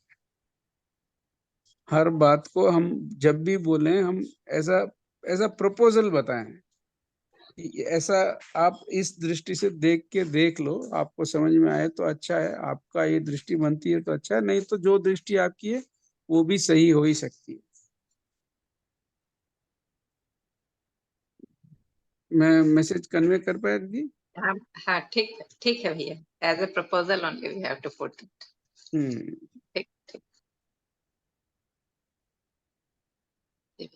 मुझे वही लगता है कि जो यहाँ पर लक्ष्य की बात हो रही है ना, मतलब जैसे मानव लक्ष्य जीवन लक्ष्य की बात ही हुई है ना। तो जैसे जीवन लक्ष्य की बात करते हैं तो सुख शांति संतोष आनंद, वो लक्ष्य इसलिए देखिए कहा गया कि सुख शांति संतोष आनंद, जो जब कहा गया, अब यहाँ पर भी जब बात हो रही है तो जो बोलते हैं ना धर्म, तो मानव का जो धर्म बोलते हैं सुख, जो बोलते हैं ना मानव धर्म सुख है, सुखी होने की आशा को उससे अलग नहीं किया जा सकता। यही जो प्राकृतिक विधि से है, यही जागृति के लिए दबाव भी है। बहुत इंटरेस्टिंग है कि ये जो धर्म मानव का धर्म है वही उसके लिए जागृति के लिए दबाव भी है, कि जब तक वो अपने धर्म में स्थापित नहीं हो जाता तब तक वो प्रयास करता ही रहेगा, क्योंकि वही उसका धर्म है। उसके विपरीत यदि वो है, मतलब वो सुखी नहीं है, तब तक उस पर दबाव काम करता ही रहेगा। अब क्या है, यह सुखी नहीं है तो वो सुख के लिए प्रयास करता ही है। क्या प्रयास करता है? पहले इंद्रियों से सुखी होने के लिए प्रयास करता है। वो सुखी होने के लिए प्रयास करे, चाहे इंद्रियों से हो, संबंधों को करने के लिए हो, या ज्ञात को ज्ञात करने के लिए हो, वो हर स्थिति में सुखी ही होने के लिए प्रयास कर रहा है। ये सुख के ही 4 स्टेज हैं, सुख, शांति, संतोष, आनंद कहें तो ये सुख के ही स्टेजेस हैं। जिसको मन में सुख कहा जा रहा है ना, वृत्ति में उसको जो है शांति कहा जा रहा है, चित्त में जो है संतोष कहा जा रहा है, बुद्धि में उसको आनंद कहा जा रहा है, आत्मा में परमानंद कहा जा रहा है ये सब सुख के ही स्टेज। एक पूरा होता है तो सभी पूरे होते हैं। सुख की निरंतरता का मतलब ही है कि सुख, शांति, संतोष, आनंद, परमानंद, इसके बिना सुख की निरंतरता होती ही नहीं है। तो जो जीवन लक्ष्य है उसको पाए बिना जीवन की तृप्ति ही नहीं है। हम चाहे या अनचाहे, बहुत इंटरेस्टिंग है, हम इसी लक्ष्य की ओर प्रयत्नशील हैं। सभी लोग इस संसार में जितने भी लोग हैं वो सभी अपने लक्ष्य के लिए ही प्रयत्नशील हैं। अब यही विवेक जो बात आती है ना, विवेक की बात, इस लक्ष्य की पूर्ति जो होगी वो किस चीज से होगी, यहां पर ही विवेक आता है। जो बोलते हैं ना विवेक का मतलब जीवन का अमृत, शरीर का नश्वर। यदि मान लेते अपन जीवन के अमृत, शरीर के नश्वरत को नहीं पहचानते तो हमारा लक्ष्य अलग होगा, हम पहचानते तो हमारा लक्ष्य अलग होगा। तो मुझे तो बहुत बढ़िया भैया, महत्वपूर्ण, हाँ मुझे बढ़िया। बहुत महत्वपूर्ण, हाँ भैया कुछ बोल रहे थे?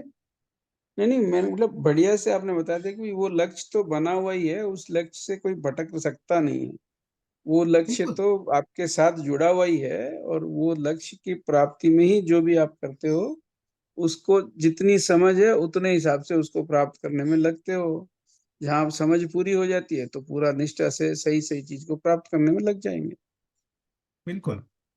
तो जितने भी मतलब इस धरती पे जितने भी मानव कर रहे हैं, सही गलत जो भी है, उस सब के मूल में मुझे लगता है यही लक्ष्य काम कर रहा है।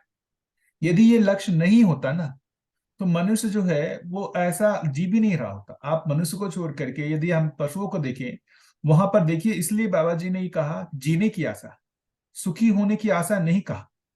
वहां पर ये नहीं कहा। यदि सुखी होने की आशा होती तो वो उस तरीके से नहीं चल रहे थे। उनका जो धर्म है वो जीने की आशा, और जीने की आशा जो है वो आहार, निद्रा, भय, मैथुन से पूरी हो जाती है, उतने में वो तृप्त रहते हैं। मनुष्य में जो सुख जो एडिशनल ऐड हुआ वही समस्त जो है दबाव का कारण कर रहा है। और ये प्रयास तब तक चलता रहेगा जब तक वो सुखी नहीं हो जाता। इसलिए एक और जगह जो वाक्य भी आया है कि अस्तित्व स्थिर है, जागृति निश्चित है, मुझे लगता है उसका क्लू यही है। समय खंड को हटा दिया जाए, काल खंड को हटा दिया जाए तो वो उसकी जागृति तो होनी ही होनी है। जिस समय वो गठन पूर्ण हुआ है तो उसके बाद जो है उसकी क्रिया पूर्णता, आचरण पूर्णता होनी ही है। मतलब वो अपने लक्ष्य को पाएगा ही पाएगा, चाहे 1000 साल में, लाख साल में, करोड़ साल में।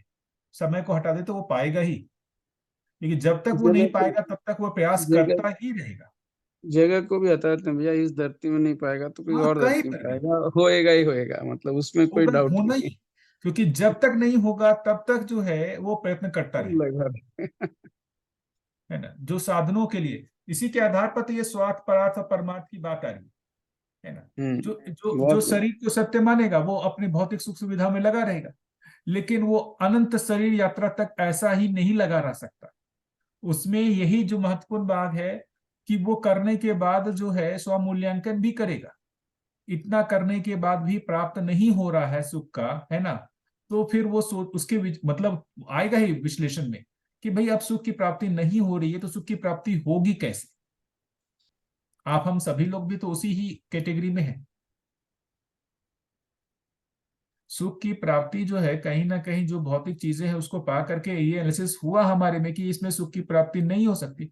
मैं इनफैक्ट बताऊं, मैं जितने भी दोस्त लोगों से बात कर रहा हूं, सभी लोगों में इतना तो इवोल्यूशन हो जा रहा है कि भाई इसमें नहीं होगा, विकल्प नहीं है, कि फिर होगा किसमें?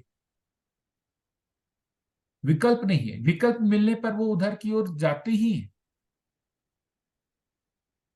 तो वो विकल्प कैसे हो उसके लिए प्रमाण की आवश्यकता है, जिसके लिए बाबा जी बार बार बोल रहे हैं। जो विकल्प की पहचान होनी है वो प्रमाण से ही होना है। बिना प्रमाण के उसका जो व्यक्ति में वो स्वीकृति नहीं है कि इस विधि से भी हमारे को सुख हो सकता है। जैसे मैं पर्सनली बताऊं, मैं इस दर्शन को सही इसलिए मानता हूं क्योंकि मेरे को प्रमाण रूप में बाबा जी दिखे।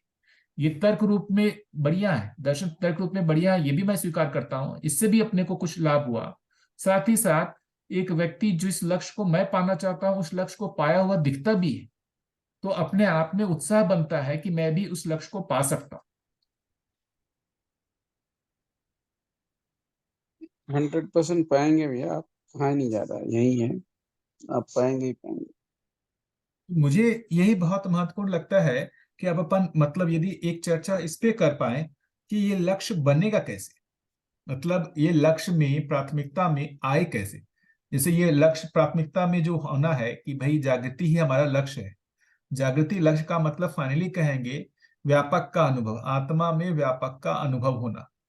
ब्रह्मानुभूति ही हमारा अंतिम लक्ष्य हुआ। उसके बाद ना तो कुछ पाने के लिए शेष है, ना ही कुछ अज्ञात है। जो पाना है उसको पा लिया, जो अज्ञात था उसको ज्ञात कर लिया, अंतिम वो ब्रह्मानुभूति ही है।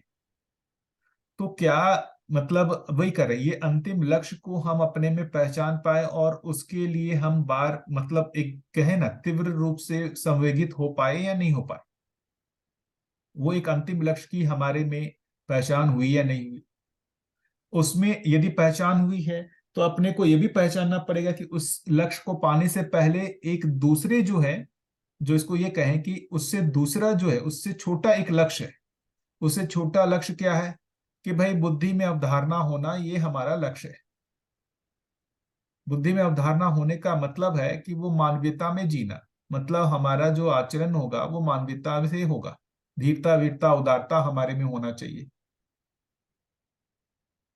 उससे भी पहले कहेंगे कि भाई अवधारणा में आने से पहले हमारे में चिंत मतलब जो साक्षात्कार होना पड़ेगा। साक्षात्कार होने से पहले हमारे में मनन होना शुरू होगा। मनन होने के लिए हमारे में जिज्ञासा का होना पड़ेगा। तो ये जो पूरे स्टेप्स हैं, ये अपने को बड़ा लक्ष्य और उस बड़े लक्ष्य को पाने के लिए छोटे छोटे लक्ष्य को अपने को बनाने पड़ेंगे। और अपने पास इमीडिएट देखेंगे तो इमीडिएट क्या मुझे जो लगता है, ये पहला स्टेप जो वही बोल रहा है कि पहले तो श्रवण होना। मनन के लिए श्रवण तो होना पड़ेगा ना। तो दर्शन को पढ़ना है ना, उस पर लॉजिकली जैसे अपन चर्चा कर रहे हैं वो करना, और इसके सार में अपने को कोई एक जो जिज्ञासा की वस्तु बनती है जिसपे हम अभी तर्क रूप में आ गया है लेकिन हमारे को उसका अनुभव नहीं हुआ है, मतलब वो हमारा स्वत्व नहीं हुआ है। जैसे बहुत सी बड़ी एक जो अच्छी चीज बताऊं कि जीवन के प्रति हमारा अनुमान बना है, उसका श्रवण हुआ है, लेकिन जीवन हमारा स्वत्व नहीं बना। तो जीवन का अपने को मनन करना है। तो ऐसे श्रवण के प्रोसेस से फिल्टर होकर के मनन की वस्तु को पहचानना होगा और फिर मनन में जाना पड़ेगा। अंतिम लक्ष्य तो ब्रह्मानुभूति है, लेकिन उससे जो पहले है कि ब्रह्मानुभूति सीधा हो जाएगा, नहीं।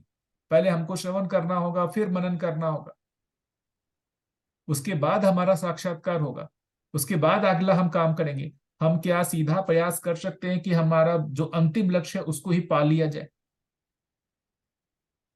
तो जैसा यहाँ पर पढ़ते हैं कि ऐसा लगता नहीं कि सीधा जो है बुद्धि में अवधारणा हुए और चित्त में साक्षात्कार हुए बिना बुद्धि में आत्मा में व्यापक का अनुभव नहीं होता, जैसा अपने को अभी फ्रेम हुआ है।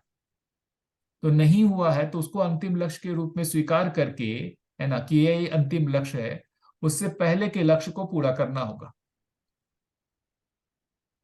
मैं इसको भैया इस तरह से लेता हूँ कि देखो, क्षमता हम सब में है, हम सब में क्षमता जो है उसके हिसाब से हमको अपनी पात्रता को विकसित करनी है। पात्रता को विकसित करने के लिए जीना, जितना समझे हैं उतना जीना पड़ता है। जैसे जैसे जीते हैं तो हमको अपने आप से प्रेरणा मिलती है, अच्छे से जीने से अच्छे भाव बनते हैं, उत्सवित होते हैं और अच्छे से करने की प्रेरणा मिलती है। वो प्रेरणा मिलती है तो पात्रता और बढ़ती है। तो ये जो अपनी क्षमता को पहचान के अपनी पात्रता को विकसित करते जाते हैं तो अपनी योग्यता बनती है। जितनी अपनी योग्यता है उससे थोड़ा कम ही अपन प्रस्तुत होते रहते हैं तो बहुत अच्छे से अपन अपनी बात को प्रपोजल के रूप में, अगर सामने वाला नेगेट करे तो भी अपने को बुरा ना लगे, इस स्थिति में जाके अपन उसको बता पाते हैं कि भाई एक सोचने का तरीका ये भी है, आप इसको एक्सप्लोर करके देख लो, आप वैलिडेट करके देख लो, आप इवेल्युएट करके देख लो। उस हिसाब से प्रस्तुत होते हैं, तो अपना अपने आप में व्यवहार कुशल भी होते हैं, अपन व्यवहार भी अच्छा व्यवहार अभ्यास भी हो जाता है। और विचार अभ्यास तो जिज्ञासा जैसे जैसे बनती है उतना उतना जिज्ञासा से विचार अभ्यास करते रहते हैं और पात्रता बढ़ाते रहते हैं। तो इस रूट पे मेरे को लगता है बहुत प्रैक्टिकल सिंपल रूट है। इसमें अब कहाँ मनन हो रहा है, कहाँ साक्षात्कार हो रहा है, कहाँ अनुमान बन रहा है, कहाँ संकल्प बोध हो रहा है, इन सब चीजों की जो बहुत जिनकी तात्विकता बहुत अच्छी हो, जैसे भी मेरा शुरू से तात्विक चीजों पे मेरा बहुत ध्यान रहा, तो तात्विकता एक अपनी तरह से बहुत क्लैरिटी देती है। लेकिन इस व्यवहार के तरह से चलते हैं, क्षमता को अपनी मानते हुए पात्रता बढ़ाते चलते हैं, तो रोज के जीने में भी इसका बहुत जल्दी ग्रोथ हो सकता है भैया, ऐसा मेरे को लगता है ना भैया। देखो, जितना समझे उसको जीने का प्रयास करना। तो ये मूल में बेसिकली भैया जो शरीर से जो कार्य व्यवहार हो रहा है उसके मूल में जीवन ही है शक्ति। ये तो बेसिकली इसका रिफ्लेक्शन है। जो जीवन में जो इच्छा विचार आशा में हो रहा है वो शरीर के द्वारा व्यक्त हो रहा है। तो अपने जो जीने का मूल्यांकन होना है वो मूल रूप से जो इच्छा विचार आशा है उसका ही मूल्यांकन होना है। मतलब यदि इसको इस तरीके से देखें कि अपन पढ़ रहे हैं, है ना, क्या चीज, कि भाई जीवन और शरीर के सहअस्तित्व है, जीवन और शरीर के सहअस्तित्व है ना। और जब हम जीने जा रहे हैं वहां पर हम शरीर मूलक विधि से जी रहे हैं। तो ये जो बेसिकली हमारे पास इंफॉर्मेशन आया और जो हमारा जीना है उसमें डिफरेंस। तो जो मैं बात कर रहा हूं कि ये श्रवण मनन की बात, तो देखिए उसको क्रियाओं के रूप में देखें तो मन जो है ये एक अभ्यास की बात आती है यहाँ पर। जो आप बोल रहे हैं अभ्यास क्या चीज का करना है, तो मन जो है पुराना अभ्यास किया हुआ है शरीर के साथ अदाकार हो करके, है ना, चार विषय पांच संवेदनाओं के साथ सुखी होने का अभ्यास किया हुआ है। तो मन परावर्तन में ज्यादा है, प्रत्यावर्तन में कम है। प्रत्यावर्तन का मतलब जो वृत्ति से संकेत आना है, क्या चीज का, कि भाई न्यायपूर्वक जीना है। ये वृत्ति से संकेत आता नहीं है मन को। तो मन अपने जो पुराने अभ्यास है वो शरीर मूलक विधि से वो वृत्ति को ट्रांसफर करता रहता है। क्या चीज, प्रिय के हिसाब से वो अब एनालिसिस करता रहता है। जो वृत्ति कार्य कर रहा है वो प्रिय दृष्टि से काम कर रहा है। क्यों कर रहा है, क्योंकि पुराना अभ्यास मन का ऐसा हुआ है। वृत्ति वहां से न्याय को ट्रांसफर नहीं कर पा रहा है मन। इसके लिए हमारे को, मुझे लगता है, मनन की आवश्यकता है। कि ये होना, ये मनन के प्रोसेस, ये हम मतलब मनन ना करें और सीधा हम बाहर प्रयास करते रहें कि हमें न्याय हो जाए, न्याय हो जाए। वो न्याय पहले जो होगा वो वृत्ति में स्थापित होगा, तब वो मन के द्वारा शरीर से अभिव्यक्त होगा। तो पहले जो वहां पर एक तरीके से सिंक्रोनाइजेशन होना है वो वृत्ति और मन में होना है। तब मन और शरीर के द्वारा जो आप बोल रहे हैं बाहरी व्यवहार में वो व्यक्त होगा। ये होने के लिए मन जो होगा वो वृत्ति के संकेत को ग्रहण कर दे, इसके लिए मनन की प्रक्रिया आवश्यक है। मतलब मन का अंतर्नियोजन आवश्यक है। हम बाहरी व्यवहार को सिर्फ हम बिना अंदर किए हुए बाहरी व्यवहार को हम संतुलित कर पाएंगे, उसको ठीक कर पाएंगे, मुझे लगता है वो मुश्किल होगा। वैसे भी अभी सभी लोग करते ही हैं, तो वहां पर वो है। दिखावे में चला जाता है। नहीं, होता ही नहीं है भैया। विचार ठीक किए बगैर व्यवहार ठीक होना होगा ही नहीं। विचार से ही व्यवहार संचालित है। तो ठीक तो विचार में ही होगा, और विचार में जो आप बता रहे हो उसी प्रोसेस से होगा। विचार में जब तक अपने को न्याय और स्थापित मूल्य के साथ अपन जब प्रेस नहीं आएंगे, जब तक विचार अभ्यास तो अपने आप परिचालित होगा। व्यवहार अभ्यास में विचार आए बगैर व्यवहार आ जाएगा, ऐसा अगर शायद आपको मेरा मैसेज चला गया है तो मैं उसको करेक्ट कर देता हूँ। पात्रता में मैं यही बोल रहा हूँ कि मेरा जितना जितना विचार करने की मेरी पात्रता बनेगी, उतना उतना मैं दृष्टि मेरी फैलेगी, और मैं दर्शन मूल्यों का और जो सही सहअस्तित्ववादी सहअस्तित्व की तरफ से मेरी दृष्टि बनती जाएगी। तो पात्रता में मेरा मतलब वही था कि वो आपका जो दृष्टि है, दृष्टि आपकी बढ़िया होती जाएगी, परिमार्जन होता जाएगा आप में।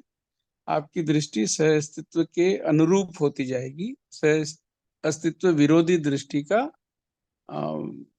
मतलब वो घटती जाएगी आपकी, वो चेंज होती जाएगी, it will get transformed into सहअस्तित्व के साथ आपकी दृष्टि बनती जाएगी।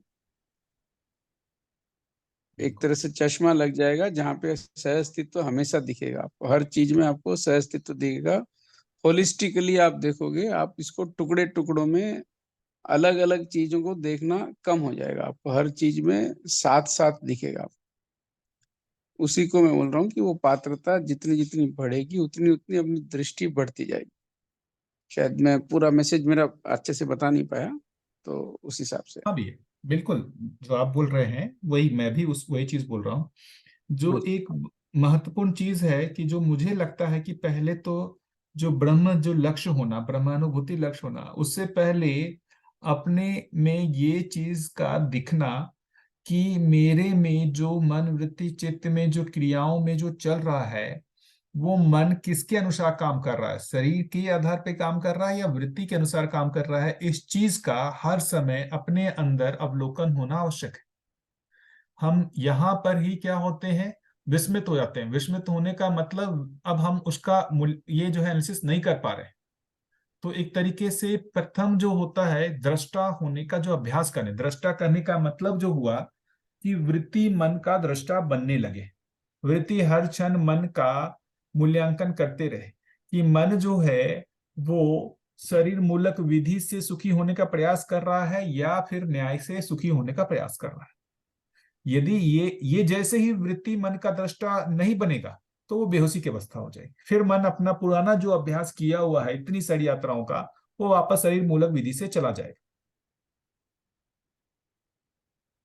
तो मन को हर क्षण अपने को वो जो बेसिकली वृत्ति को वो एक्टिव करना पड़ेगा। क्या चीज में पहले एक्टिव करना पड़ेगा? इसका दृष्टा बनने में। और फिर वो दृष्टा बनने पर जो ये क्षोभ होगा, क्या क्षोभ होगा कि मन जो है वृत्ति के अनुसार काम नहीं कर रहा। ये क्षोभ होने से फिर ये मन में प्राथमिकता होगी। क्या चीज की प्राथमिकता होगी? मुझे वृत्ति के अनुसार चलना है। वहां से फिर न्याय की शुरुआत होगी। बार बार द्वंद्व देखेंगे तो यहीं पर आकर के हो रहा है। मन वृत्ति को दबा रहा है, वृत्ति मन को दबाना चाह रहा है। तो वृत्ति मन के ऊपर जो है नियंत्रण करने लगे, उसके लिए बार बार उसका बेसिकली मूल्यांकन होना आवश्यक है। वृत्ति को मूल्यांकन करने के लिए, जैसे वृत्ति जो है वृत्ति में मूल्यांकन होने के लिए देखेंगे तो इंपल्स चित्रण से आएगा।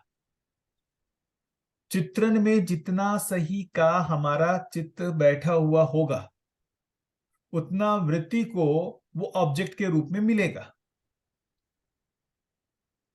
मतलब जीवन एक वस्तु है, जीवन एक वस्तु है, जीवन एक वस्तु है ना। मन वृत्ति चित्त है, मन वृत्ति के अनुसार काम करता है या नहीं करता है, ऐसा बार बार करके चित्त में उसको स्थापित करना, मतलब इसको बार बार पढ़ते रहना, इसके बारे में चर्चा करते रहना। यही सत्संग है। इसी के ही माध्यम से चित्त में वो चीजें बार बार बैठ रही हैं। चित्त में वो बैठेंगी तो वो वृत्ति को वस्तु के रूप में मिलेगी। वृत्ति जो है फिर वो मन का दृष्टा बनना शुरू होगा और वहीं से फिर ये लक्ष्य के रूप में धीरे धीरे बनना शुरू होगा कि मुझे जो है मन जो शरीर मूलक विधि से चल रहा है उसकी जगह हमारे को वृत्ति में न्याय के आधार पर चलने की आवश्यकता है। और आगे कहेंगे तो धर्म और सत्य की बात करेंगे। पहला स्टेप तो यही होगा। इसलिए देखिए बाबा जी ने, मतलब क्या सुंदर, मेरे को आज के दिन में बाबा जी की जो है इतनी मतलब मैं इतना मतलब अप्रिसिएशन आता है उनके लिए। उन्होंने परंपरागत विधि को हटा करके, परंपरागत विधि क्या थी कि वह सब चीज को खाली करो, वो कितना मतलब डिफिकल्ट था। यहाँ पर बाबा जी ने कहा कि बस कुछ नहीं, चित्त में इसको सही को लाने का बहुत प्रयास किया सभी के साथ। चित्त में जो सही चित्रण आ जाए, सही चित्रण आएगा तो वो वृत्ति को मिलेगा ही विश्लेषण के रूप में, वृत्ति को वस्तु के रूप में मिलेगा, उसका विश्लेषण होगा ही। वो विश्लेषण क्या करेगा? यही करेगा कि मन जो है वो शरीर मूलक विधि से जी रहा है या मतलब यहाँ से वृत्ति के अनुसार जी रहा है, न्याय मूलक विधि से जी रहा है। और यहाँ जैसे ही जिसमें ये चित्त में ये आ गया, इसको बोलते हैं ना, कई लोग जो है भाषा करते हैं यार ये कोई वायरस जैसा है, घुस जाता है तो निकलता नहीं है ना। आप चाह करके भी मतलब जैसे ये जो है जीवन विद्या से आप अपना जो है वो नहीं हटा सकते, क्योंकि ये सही का चला गया चित्रण, अब वो अपना काम तो दिखाएगा ही दिखाएगा। तो बाबा जी ने इसको जो है कहे वायरस जो है निगेटिव सेंस में होता है, एक सही वायरस हर जगह समाज में डालने का काम किया है। क्या मतलब मजेदार बात लगती है कि एक सही वायरस हर जगह जो अपना काम करेगा ही करेगा, फोर्सफुली भी इसको स्टॉप नहीं कर सकते इसको। थोड़ा प्रैक्टिकली मैंने इसको इस तरह से एक्सप्लेन करने की कोशिश की है, एक मेरा ट्विटर पोस्ट भी बना के डाला हुआ है उसमें, कि अपने को जो भी जिस चीज से मानव को तृप्ति मिलती है, उस चीजों का अगर वो थोड़ा डिस्टिंग्विश करेगा तो उसको ये समझ में आ जाएगा कि उसको जो जो चीजें तृप्त करती है वो दो ही जगह से मिल सकती है, या तो इस धरती से मिलती है या किसी दूसरे मानव से मिलती है। और उन चीजों को वो दो बकेट्स में जैसे जैसे डालने लगता है कि जो जो उसको धरती से मिलती है उन चीजों का वो देखता है कि उसका जो भोग है वो शरीर में होता है, और उसकी तृप्ति जो है वो अलग जगह होती है। जो शरीर में जो चीजें चाहिए रहती है वो एक सामयिक होती है, थोड़ा सा वो चीज की जरूरत होती है, और उससे अधिक मात्रा में अगर वो मिल जाए उसको तो वही अपने आप में एक दुख का कारण बन जाता है। तो जो भी चीजें एक मानव को तृप्त करने वाली चीजें जो इस धरती से जो भी मिलती है वो सभी टेम्पररी रिक्वायरमेंट है उसकी, और वो उस रिक्वायरमेंट की पूरी होने के बाद में और कंज्यूम करने की उसकी शरीर की कैपेसिटी भी नहीं रहती है।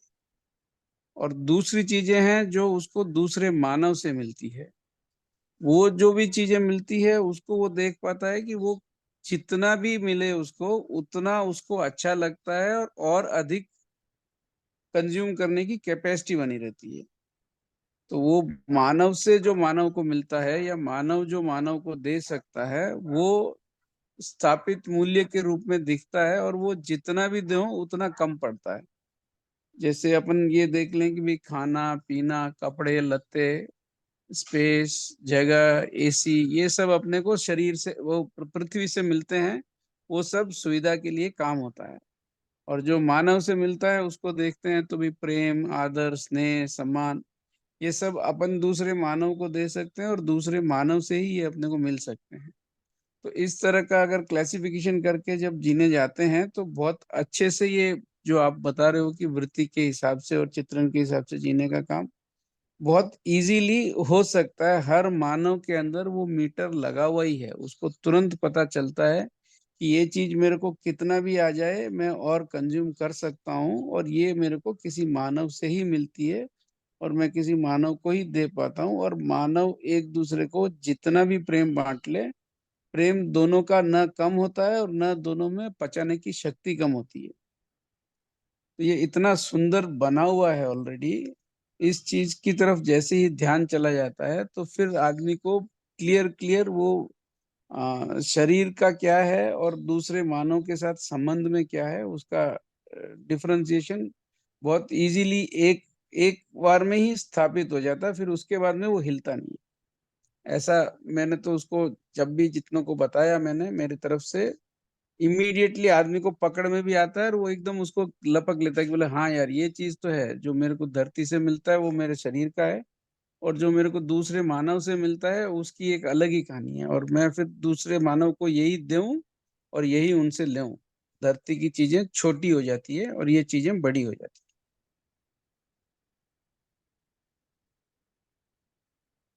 मैं कुछ यूजफुल बता पाया भैया?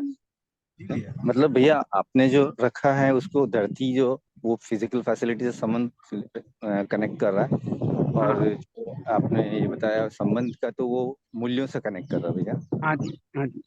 जी हाँ, बहुत अच्छा, बहुत एक अलग तरीके से आपने भैया इसको कनेक्ट किया, बहुत ही अच्छा। हाँ, तो मैंने बहुत लोगों को ये जब भी बताया वो एकदम एक एक मिनट में पकड़ में आए थे, फिर वो हिलता ही नहीं है। बोले ये जो जिसे बताया ना अभी रविकांत भैया ने जैसे बताया कि भाई वो एक बार चिपक जाता है तो हिलता नहीं है, तो फिर मेरे को याद आया कि ये भी मैं बता दूं सबको अभी यहाँ। तो भैया आप कुछ हैंड रेज कर रहे थे। हाँ हाँ भैया, बस एक थोड़ा सा ये था कि अभी जो चर्चा चल रही थी ना उसमें ये है कि जैसे दूसरे से जो भाव मिलना है, तब भाव में तो ये है कि भाव तो अपने अंदर ही है ना। तो मतलब एक थोड़ा सा कंफ्यूजन ये बन रहा था कि दूसरे से भाव हमें मिलना है या भाव हमारे अंदर ही पैदा होना है। तो अभी तक मैं जैसा समझ रहा था कि वो भाव तो सारे मेरे अंदर ही पैदा होने हैं, विश्वास, प्रेम, स्नेह या जो कुछ है वो मेरे अंदर ही पैदा होने। तो बाहर से उसको प्राप्त होने का क्या मतलब है, वो मुझे थोड़ा सा और समझना है। भैया जैसे मेरे पास है वैसे सभी के पास भी ये भाव अचूर मात्रा में सबके पास भाव रखे ही हैं। हर मानव के पास ये है ही। मेरे पास भी है, मेरे अंदर भी है, लेकिन मेरे को दृष्टि में परिमार्जन नहीं होता है, तो मेरी दृष्टि में ये मेरे को दिखता नहीं है। मेरे अंदर भी असीमित मात्रा में ये भाव है, और वैसे ही हर मानव के अंदर भी ये असीमित मात्रा में ये भाव है। तो ये आपस में मानव एक दूसरे को आदान प्रदान जब करता है तो वो मतलब उसमें क्योंकि मेजरमेंट होता ही नहीं है, वो अपना है या दूसरे का है, उसकी कोई बहुत इंपॉर्टेंस नहीं रह जाती कि ये भाव अपने आपस के दोनों के बीच में ये भाव बह रहे हैं, ये ज्यादा जरूरी हो जाए। मतलब मेरे से आपको जा रहा है, आपसे मेरे को आ रहा है, ये फर्क नहीं पड़ रहा। प्रेम मेरे अंदर भी मतलब अक्षय प्रेम स्थापित है, आपके अंदर भी अक्षय प्रेम स्थापित है। अपन दोनों के अंदर वो प्रेम का कनेक्शन बन जाए, फिर मैं आपको दे रहा हूँ, मैं आपसे ले रहा हूँ वाली कहानी बचती नहीं है भैया, क्योंकि वो अबंडेंस है ना, उसकी कोई कमी तो है ही नहीं। तो देना लेना वाली बात नहीं होती, दोनों के बीच में प्रेम बनने की बात हो जाती है, वो संबंध में एक वो प्रेम स्थापित हो जाता है। कुछ क्लियर तो हुआ भैया या कंफ्यूज? हाँ इसमें हाँ एक थोड़ा सा और क्लेरिफिकेशन है। तो मान लो अगर सामने से भाव नहीं मिल रहा है, तो हाँ इसका मतलब जो फिर वो तो एक तो बात हुई कि सामने से भाव नहीं मिल रहा है तो उभय तृप्ति नहीं होगी, वो बात तो समझ में आती है। लेकिन सामने से दूसरे वाले से भाव नहीं मिल रहा है, फिर भी मेरा भाव स्नेह और विश्वास का बना रह सकता है।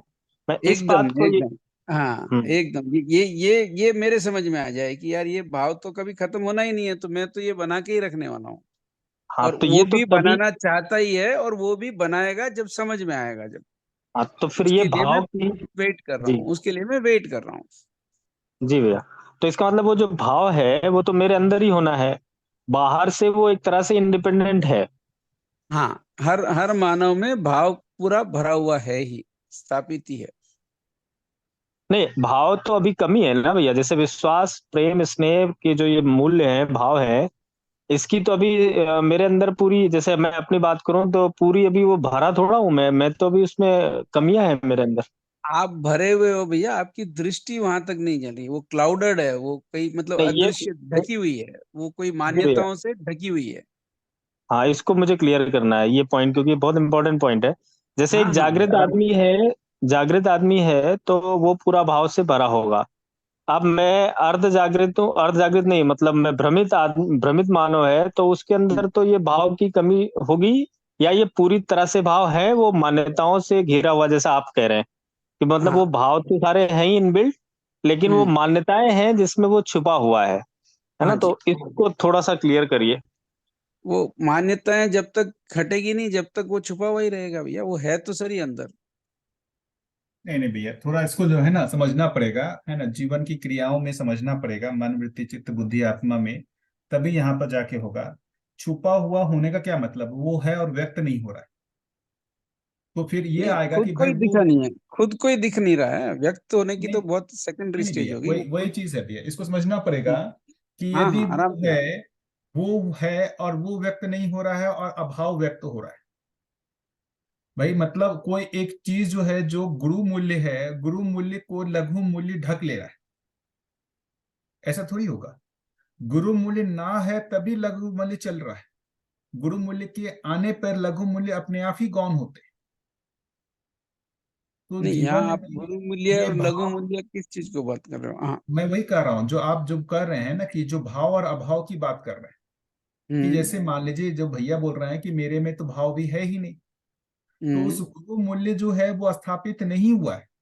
ये जो स्थित बोलते हैं, स्थापित मूल्य जिसको बोलते हैं, क्या वो हम्म। जीवन में पहले से है?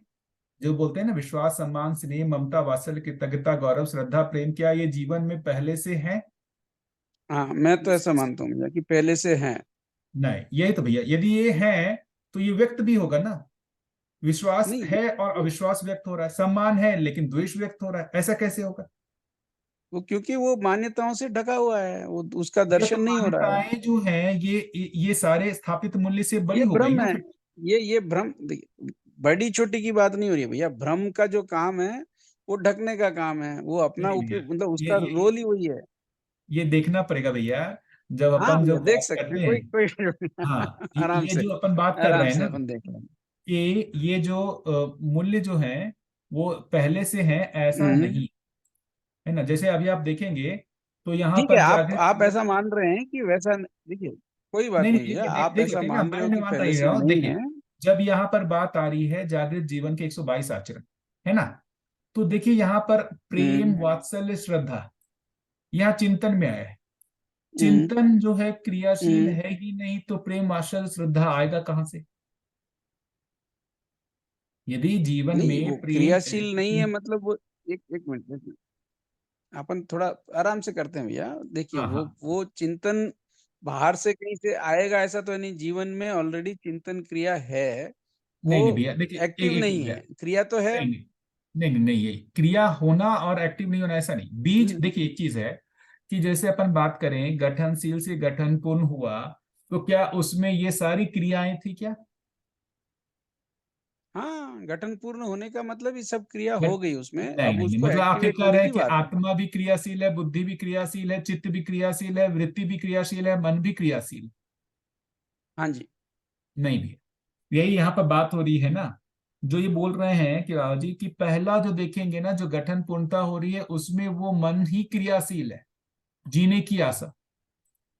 इसलिए तो इसमें डिफरेंस हो रहा है कि मन क्रियाशील है, वहां वृत्ति और चित्त क्रियाशील नहीं है पशुओं में। लेकिन वो क्रियाशील होता तो उसमें भी सुखी होने की आशा रहती। वहां सिर्फ और सिर्फ मन ही क्रियाशील है, और स्नेह स्नेह वृत्ति और चित्त क्रियाशील होता है। तो वृत्ति और चित्त क्रियाशील होता है तभी वो वहां जीव शरीर से मानव शरीर चलाना शुरू करता है। तो ये जो क्रियाएं हैं, वो क्रियाएं जो एक हैं, एक एक वो मिनट, वो एक वो मिनट, एक वो जो है यहाँ क्रियाशील यहाँ होती हैं। एक मिनट, अपन यहाँ थोड़ा सा अपन पॉज कर लेते हैं। आपका जो कहने का मतलब मैं जो समझ रहा हूँ कि हर गठन पूर्ण परमाणु जो जीवन को चला रहा है, वो सभी के सभी मानव शरीर को चलाएंगे, ऐसा बोल रहे हैं आप? ये जागतिक क्रम में हो सकता है चला है, क्यों नहीं हो सकता? हो सकता है चलाएं, वो हाँ, ठीक है, लेकिन वो जानवर रहेंगे ही नहीं, सिर्फ मानव ही रहेगा, ऐसा बता रहे हैं आप? नहीं नहीं, मैं ये कहाँ कर रहा हूँ, मैं ये कह रहा हूँ कि जीवन हम्म। में ये जो डेवलपमेंट होना है जीवन में, क्या यदि गठन पूर्ण हुआ तो वो अनंत काल के लिए वो उसका मन ही क्रियाशील रहेगा सिर्फ, उसका वृत्ति चित्त क्रियाशील होगा ही नहीं कभी? फिर तो ये थ्योरी गलत हो जाएगी। विकास क्रम विकास, जागृति क्रम जागृति, ये जागृति क्रम होगा कि नहीं होगा? वो जागृति क्रम होगा किसमें? जीवन में ही होगा। तो यही एक्टिवेट आप होने कह से रहे हैं। क्रम होगा ना भैया। हाँ, तो क्रम होगा तो जो क्रम की बात कर रहे हैं वो यही एक्टिवेट, है ना, कि जो हाँ तो जीवन है, जीवन में जो क्रियाएं हैं, जैसे पहले मन क्रियाशील होगा, मन की क्रियाशीलता के बाद वृत्ति में क्रियाशीलता होगी, फिर चित्त में क्रियाशीलता होगी, फिर बुद्धि में क्रियाशीलता होगी, फिर आत्मा में क्रियाशीलता होगी। यही तो जागृति क्रम है। तो इसमें मैं जो बोल रहा हूँ, आप जो बोल रहे हो, मेरे को जो समझ में आ रहा है और आपका जो डिफरेंशिएशन हो रहा है, मैं ये बोल रहा हूँ कि वो भ्रमित होने के कारण वो एक्टिवेटेड नहीं रहती है, आप बोल रहे हो वो क्रियाशील रहती ही नहीं है, ये डिफरेंस हो रहा है ना अपना। ये भ्रमित होने का मतलब क्या कर रहे हैं भैया, यही समझना पड़ेगा ना। जानवरों में तो कोई भ्रम हाँ, नहीं है, जानवरों में तो कोई भ्रम नहीं है। भ्रम जब हम कह रहे हैं तो कहाँ है, मन कल्पना में है या वृत्ति कल्पनाशील और चित्त में? तो एक मिनट, तो फिर जानवरों में कल्पनाशील जीवन है, जानवरों में तो फिर कल्पनाशील तो है ही जीवन में। नहीं, वही कह रहे हैं ना, उनका जो कल्पनाशील तो हार्डवेयर है, किसको बोल रहे एक हो? मिनट, आप आराम से भैया, उनका जो हार्डवेयर है उसमें जितनी चीज रिफ्लेक्ट हो सकती उतनी चीज मैनिफेस्ट होती है।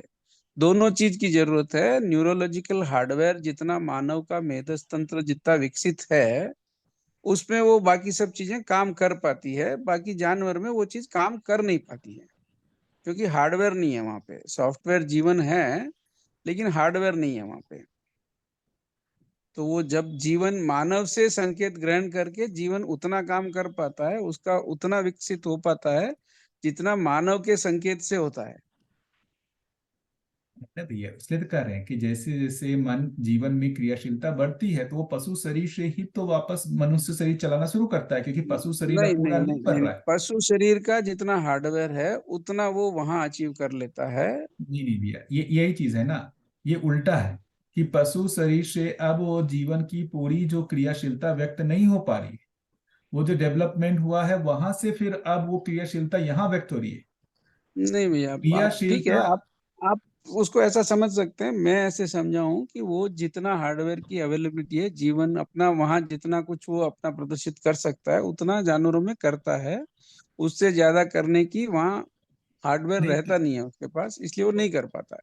भैया, तो सीधा फिर वो गठनपूर्ण होने के बाद सीधा ही मनुष्य शरीर चलाने लगता।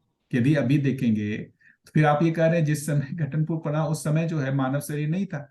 यदि मान लेते हैं कि अभी भी बहुत सारे हैं पशु शरीर चला ही रहे हैं जो जीवन, वो मानव शरीर हम्म। ले ले। अभी तो मानव शरीर अवेलेबल है, क्यों चला रहे हैं? वहां पर व्यक्त नहीं हो पा रहे हैं पूरा, अभी तो मानव शरीर है, सारे पशु खत्म हो जाने चाहिए। वो नहीं, क्यों भैया खत्म नहीं, स्वस्थ, क्यों नहीं? स्वस्थ मानसिक, स्वस्थ मस्तिष्क, जो पूर्ण मस्तिष्क जो है वो मानव शरीर में है। अल्प विकसित मस्तिष्क जो है वो जानवरों में है। भैया तो वो बात ठीक जीवन है, जो है, वो अभी अपन जो बात हाँ, कर रहे हैं भैया कि एक तो जीवन में वो क्रियाशील होना और उसके व्यक्त होने के लिए शरीर होना, तो ये बात आ रही है कि जीवन में क्रियाशीलता है पहले से, और जो है वो व्यक्त हो नहीं हो पा रहा है पशु शरीर से, इसलिए वो मानस है।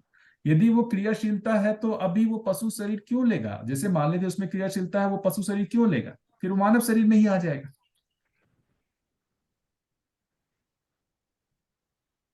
जागृति क्रम का भैया ना फिर कोई मतलब ही नहीं रहेगा कि यदि सब चीजें पहले से क्रियाशील है तो जागृति क्रम का कोई मतलब ही नहीं होगा। अभी इंटरेस्टिंग और भैया देखिए। भ्रमित भ्रमित मानव भी 4.5 क्रिया तो करता ही है ना, वो उसी हाँ की भैया, बात है। नहीं तो नहीं, ये 4.5 दिखने से के भी, ऊपर नहीं नहीं, ऊपर वाली साढ़े जो, चार में और जैसे जब जानवरों में बात कर रहे हैं तो वहां सिर्फ मन क्रियाशील है। मनुष्य में मन हाँ हाँ वृत्ति और बराबर। चित्त, मन वृत्ति और चित्त तक क्रियाशील है। चित्त में चिंतन नहीं है लेकिन चित्रण तक तो क्रियाशील है। जानवरों में चित्रण नहीं है, वहां पर तुलन विश्लेषण नहीं है। यदि वहां चित्रण होता तो तुलन विश्लेषण होता, वो भी जो है मनुष्य के जैसा जी रहा होता। वहां सिर्फ मन के लेवल पे जी रहा है। तो हाँ वहां सिर्फ मनुष्य जो चयन आस्वादन तक ही क्रिया हो रही, मतलब गठन पूर्ण चला रहा है, पर सिर्फ चयन आस्वादन कर रहा है, हाँ वहां, ऊपर नहीं। वहां उस जीवन में चित्रण क्रिया ही क्रियाशील नहीं है, ये विश्लेषण क्रिया ही क्रियाशील नहीं है, वहां क्रियाशील ही नहीं है। हाँ भैया, जो आप कह रहे हो वो बिल्कुल ठीक ही जा रहा है भैया, जहाँ तक मैं समझ पा रहा हूँ। और क्रियाशीलता जहाँ तक है वहां तक हमारे जीने में आ रहा है, और क्रिया पूर्णता की संभावना है।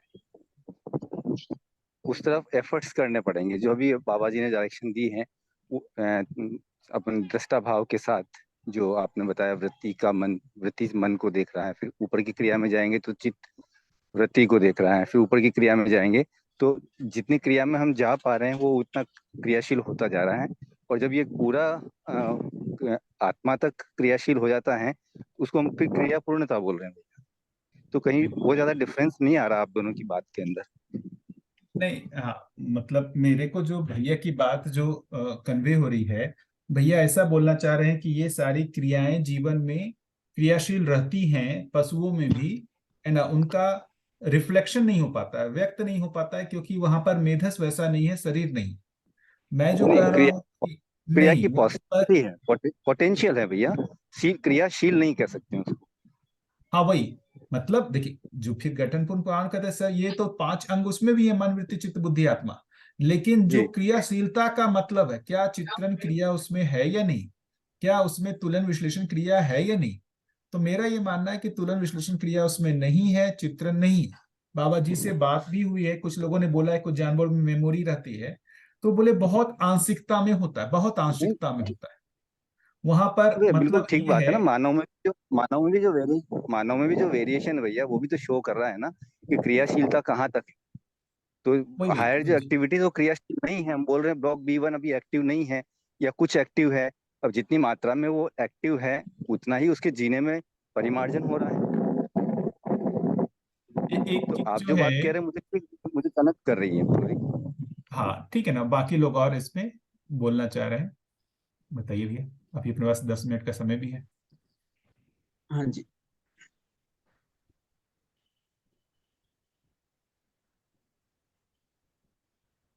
और हाँ भाई, भैया जीव शरीर को गठन पूर्ण जीवन चलाता है। हाँ भैया, गठन पूर्ण परमाणु हाँ जीव शरीर को चलाता है, हाँ वो भी गठन पूर्ण रहता है। हाँ हाँ भैया मन, वृत्ति, चित्त, बुद्धि, आत्मा अविभाज्य रूप में उसमें भी रहते ही हैं। हाँ भैया, वो देखिए परिवेश के रूप में तो है ही सारी जी चीज। भैया, जी जी जी जी। क्रियाशीलता की बात है ना भैया, जैसे अभी हमारे में भी है, लेकिन क्या हमारे में ये बुद्धि क्रियाशील है? बुद्धि की क्रिया काम कर रही है या नहीं कर रही? मतलब क्रियाशीलता का मतलब क्या हुआ? ये जो क्रिया बोल रहे हैं, ये आनंद, अस्तित्व, ये देखिए ना, अक्षय बल की क्रियाएं जो लिख रहे हैं, अक्षय शक्ति की क्रियाएं, क्या ये क्रियाएं जो हैं काम कर रही हैं या नहीं कर रही? ये चारों क्रियाएं बुद्धि में काम कर रही हैं कि नहीं कर रही? तो काम करेंगी तो उसका प्रभाव तो दिखेगा ही। ये क्रियाएं है ही नहीं, ये क्रियाएं जो है वो जागृति करें, इसी को तो बोल रहे हैं क्रिया की जागृति। क्रिया की जागृति होनी पड़ेगी। ये क्रियाएं है ही नहीं, कार्य ही नहीं कर रही। हाँ, ये क्रिया की संभावना है। ये क्रियाएं हर एक गठनपूर्ण परमाणु में, ये क्रियाएं क्रियाशील हो सकती है, हर एक गठनपूर्ण परमाणु में। हर एक गठनपूर्ण परमाणु में ये बुद्धि में ये आनंद, अस्तित्व, धी और धृति क्रियाशील हो सकते हैं। इसकी क्षमता सभी में है, लेकिन क्या ये क्रियाशील है? तो कहेंगे नहीं। हर एक गठनपूर्ण परमाणु में जो उसको बोल रहे हैं मध्यांश, जिसको बोल रहे हैं, उसमें ये अनुभव क्रिया हो सकती है, उसका प्रवर्तन प्रामाणिकता क्रिया हो सकती है, लेकिन क्या ये क्रियाशील है? तो कहेंगे नहीं। तो उस भैया ये तरीके से जितनी भी क्रियाएं लिखी है, जितनी भी क्रियाएं ये लिखी है चिंतन में भी और तुलन में भी, वो सिर्फ जागृत मानव की है ना, ये भ्रमित देखिए मानव ना, की नहीं है। हाँ इसलिए तो कहा ना, जागृत व्यक्ति के 122 आचरण, तो ये सारी क्रियाएं मतलब हम सभी भ्रमित व्यक्ति में ये क्रियाएं नहीं कर रही। तो इंटरेस्टिंग चीज बोल रहे हैं कि भ्रम जो है सिर्फ यहां तक ही जाता है, चित्रण तक ही जाता है, भ्रम इससे ऊपर तक नहीं जाता। तो यहां तक क्रियाशीलता हो करके बैठा हुआ है, इससे ऊपर जो है वास्तविकता ही जाता है। तो चिंतन का क्रियाशील होने का मतलब जो है वो वास्तविकता का ही क्रियाशील होना है, भ्रम ठीक चित्रण बात। तक ही जाता है। यही तो बात हो रही कि यहां तक क्रियाशीलता हर गठनपूर्ण परमाणु में हो सकता है भ्रमित की स्थिति में। हाँ, ये प्रकृति प्रदत्त है भैया, यहाँ तक तो जो आप बोल रहे हैं चित्रण की जो है, ये नहीं, जैसे चित्रण भी प्रकृति पदार्थ जो कह रहे हैं ना, वो अभी है ना, पशुओं में नहीं है ये चित्रण। हाँ नहीं है, इस बिल्कुल, हाँ हाँ। हाँ वहाँ वहाँ केवल मन मन मन प्रकृति प्रदत्त है। तो पशु मन के तल पर ही जी करके चयन आस्वादन तक के तल पर ही जी पाते हैं। और हाँ जो भैया बोल रहे हैं हार्डवेयर, जो मन, जो उनका मस्तिष्क है, वो भी उसी उसी के अनुकूल है। हाँ। लेकिन मानव के साथ में ये हुआ कि अ, वो क्रियाएं की जो संभावना है, पोटेंशियल है, वो जीव शरीर में भी और मानव शरीर में भी है। लेकिन वहां पर ब्रेन के अंदर जो विकास हुआ है, उसकी वजह से आगे की जो क्रियाएं हैं उसको एक्टिवेट होने की संभावना बन जाती है, अगर मानव भी उस तरफ प्रयास करता है तो। है ना, बिल्कुल। ये देखेंगे यहां पर एक और चार्ट है ना, इसको देखिए यहां पर जो लिखा हुआ है ना, ये बोल रहे हैं भ्रांत पद चक्र। इसमें देखिए जीवावस्था ही विकास करके भ्रांत मानव पद में आता है और ह्रास करके जीवावस्था में जाता है। दोनों ही संभावना है। जीवावस्था ही विकास करके भ्रांत मानव पद में आता है। भ्रांत मानव पद का मतलब जो यहाँ बोल रहे हैं सारे 4 क्रिया जो इसमें चल रहे हैं, और वही भ्रांत मानव पद जो है वो ह्रास होकर के जीवावस्था में भी जाता है। तो भैया एक गठन पूर्ण परमाणु अगर मनुष्य को चला रहा है तो उसके दूसरे शरीर यात्रा में वो एक जीव शरीर को चला सकता है। देखिए भैया यहाँ तो लिखा हुआ है विकास ह्रास, तो लिखा हुआ है भ्रांत पद चक्र, लिखा हुआ तो है। हाँ, और तो एक परंपरा में ऐसे मनुष्य उदाहरण भी हाँ भैया, ऐसे उदाहरण भी है। तो इसमें जो मुझे संभावना लगती है कि ऐसे देखेंगे ना, अभी जो आदि मानव थे जिनका जीना बहुत क्लोज पशुओं के जैसा ही था, वहां पर ये संभावनाएं थी। अभी आप में हम में हो सकता है संभावनाएं नहीं हो। वैसे जीवन जो बहुत क्लोज जी रहे हैं पशुओं के, बहुत डिफरेंस नहीं है, वहां पर बहुत चित्रण डेवलप हुआ नहीं है। मनुष्य का जो चित्रण और जो विश्लेषण अभी डेवलप हुआ है वो आज का नहीं है, उसने हजारों साल लगाए हैं तब जाके डेवलप हुआ है। आज जितना कलेक्टिव डेवलप लग रहा है, 1000 साल पहले ऐसा कहाँ डेवलप था। भाई अपन बात करते हैं ना पूरे आदि मानव की, नहीं करते हैं। तो आदि मानव जो है वो कौन थे? भाई हम ही लोग जो है 1000 साल पहले रहे होंगे। हमारा ही जीवन जो है उस समय जो भी होगा, हमारे में वो क्रियाशीलता डेवलप नहीं हुई होगी। रिपीटेटिव जो है हमने जो है मतलब वो अभ्यास कर करके हमने वो क्रियाशीलता को डेवलप किया है। अब इसकी संभावना कम लगती है कि अब हम मानव वध से जो है जीवावस्था में जाएंगे।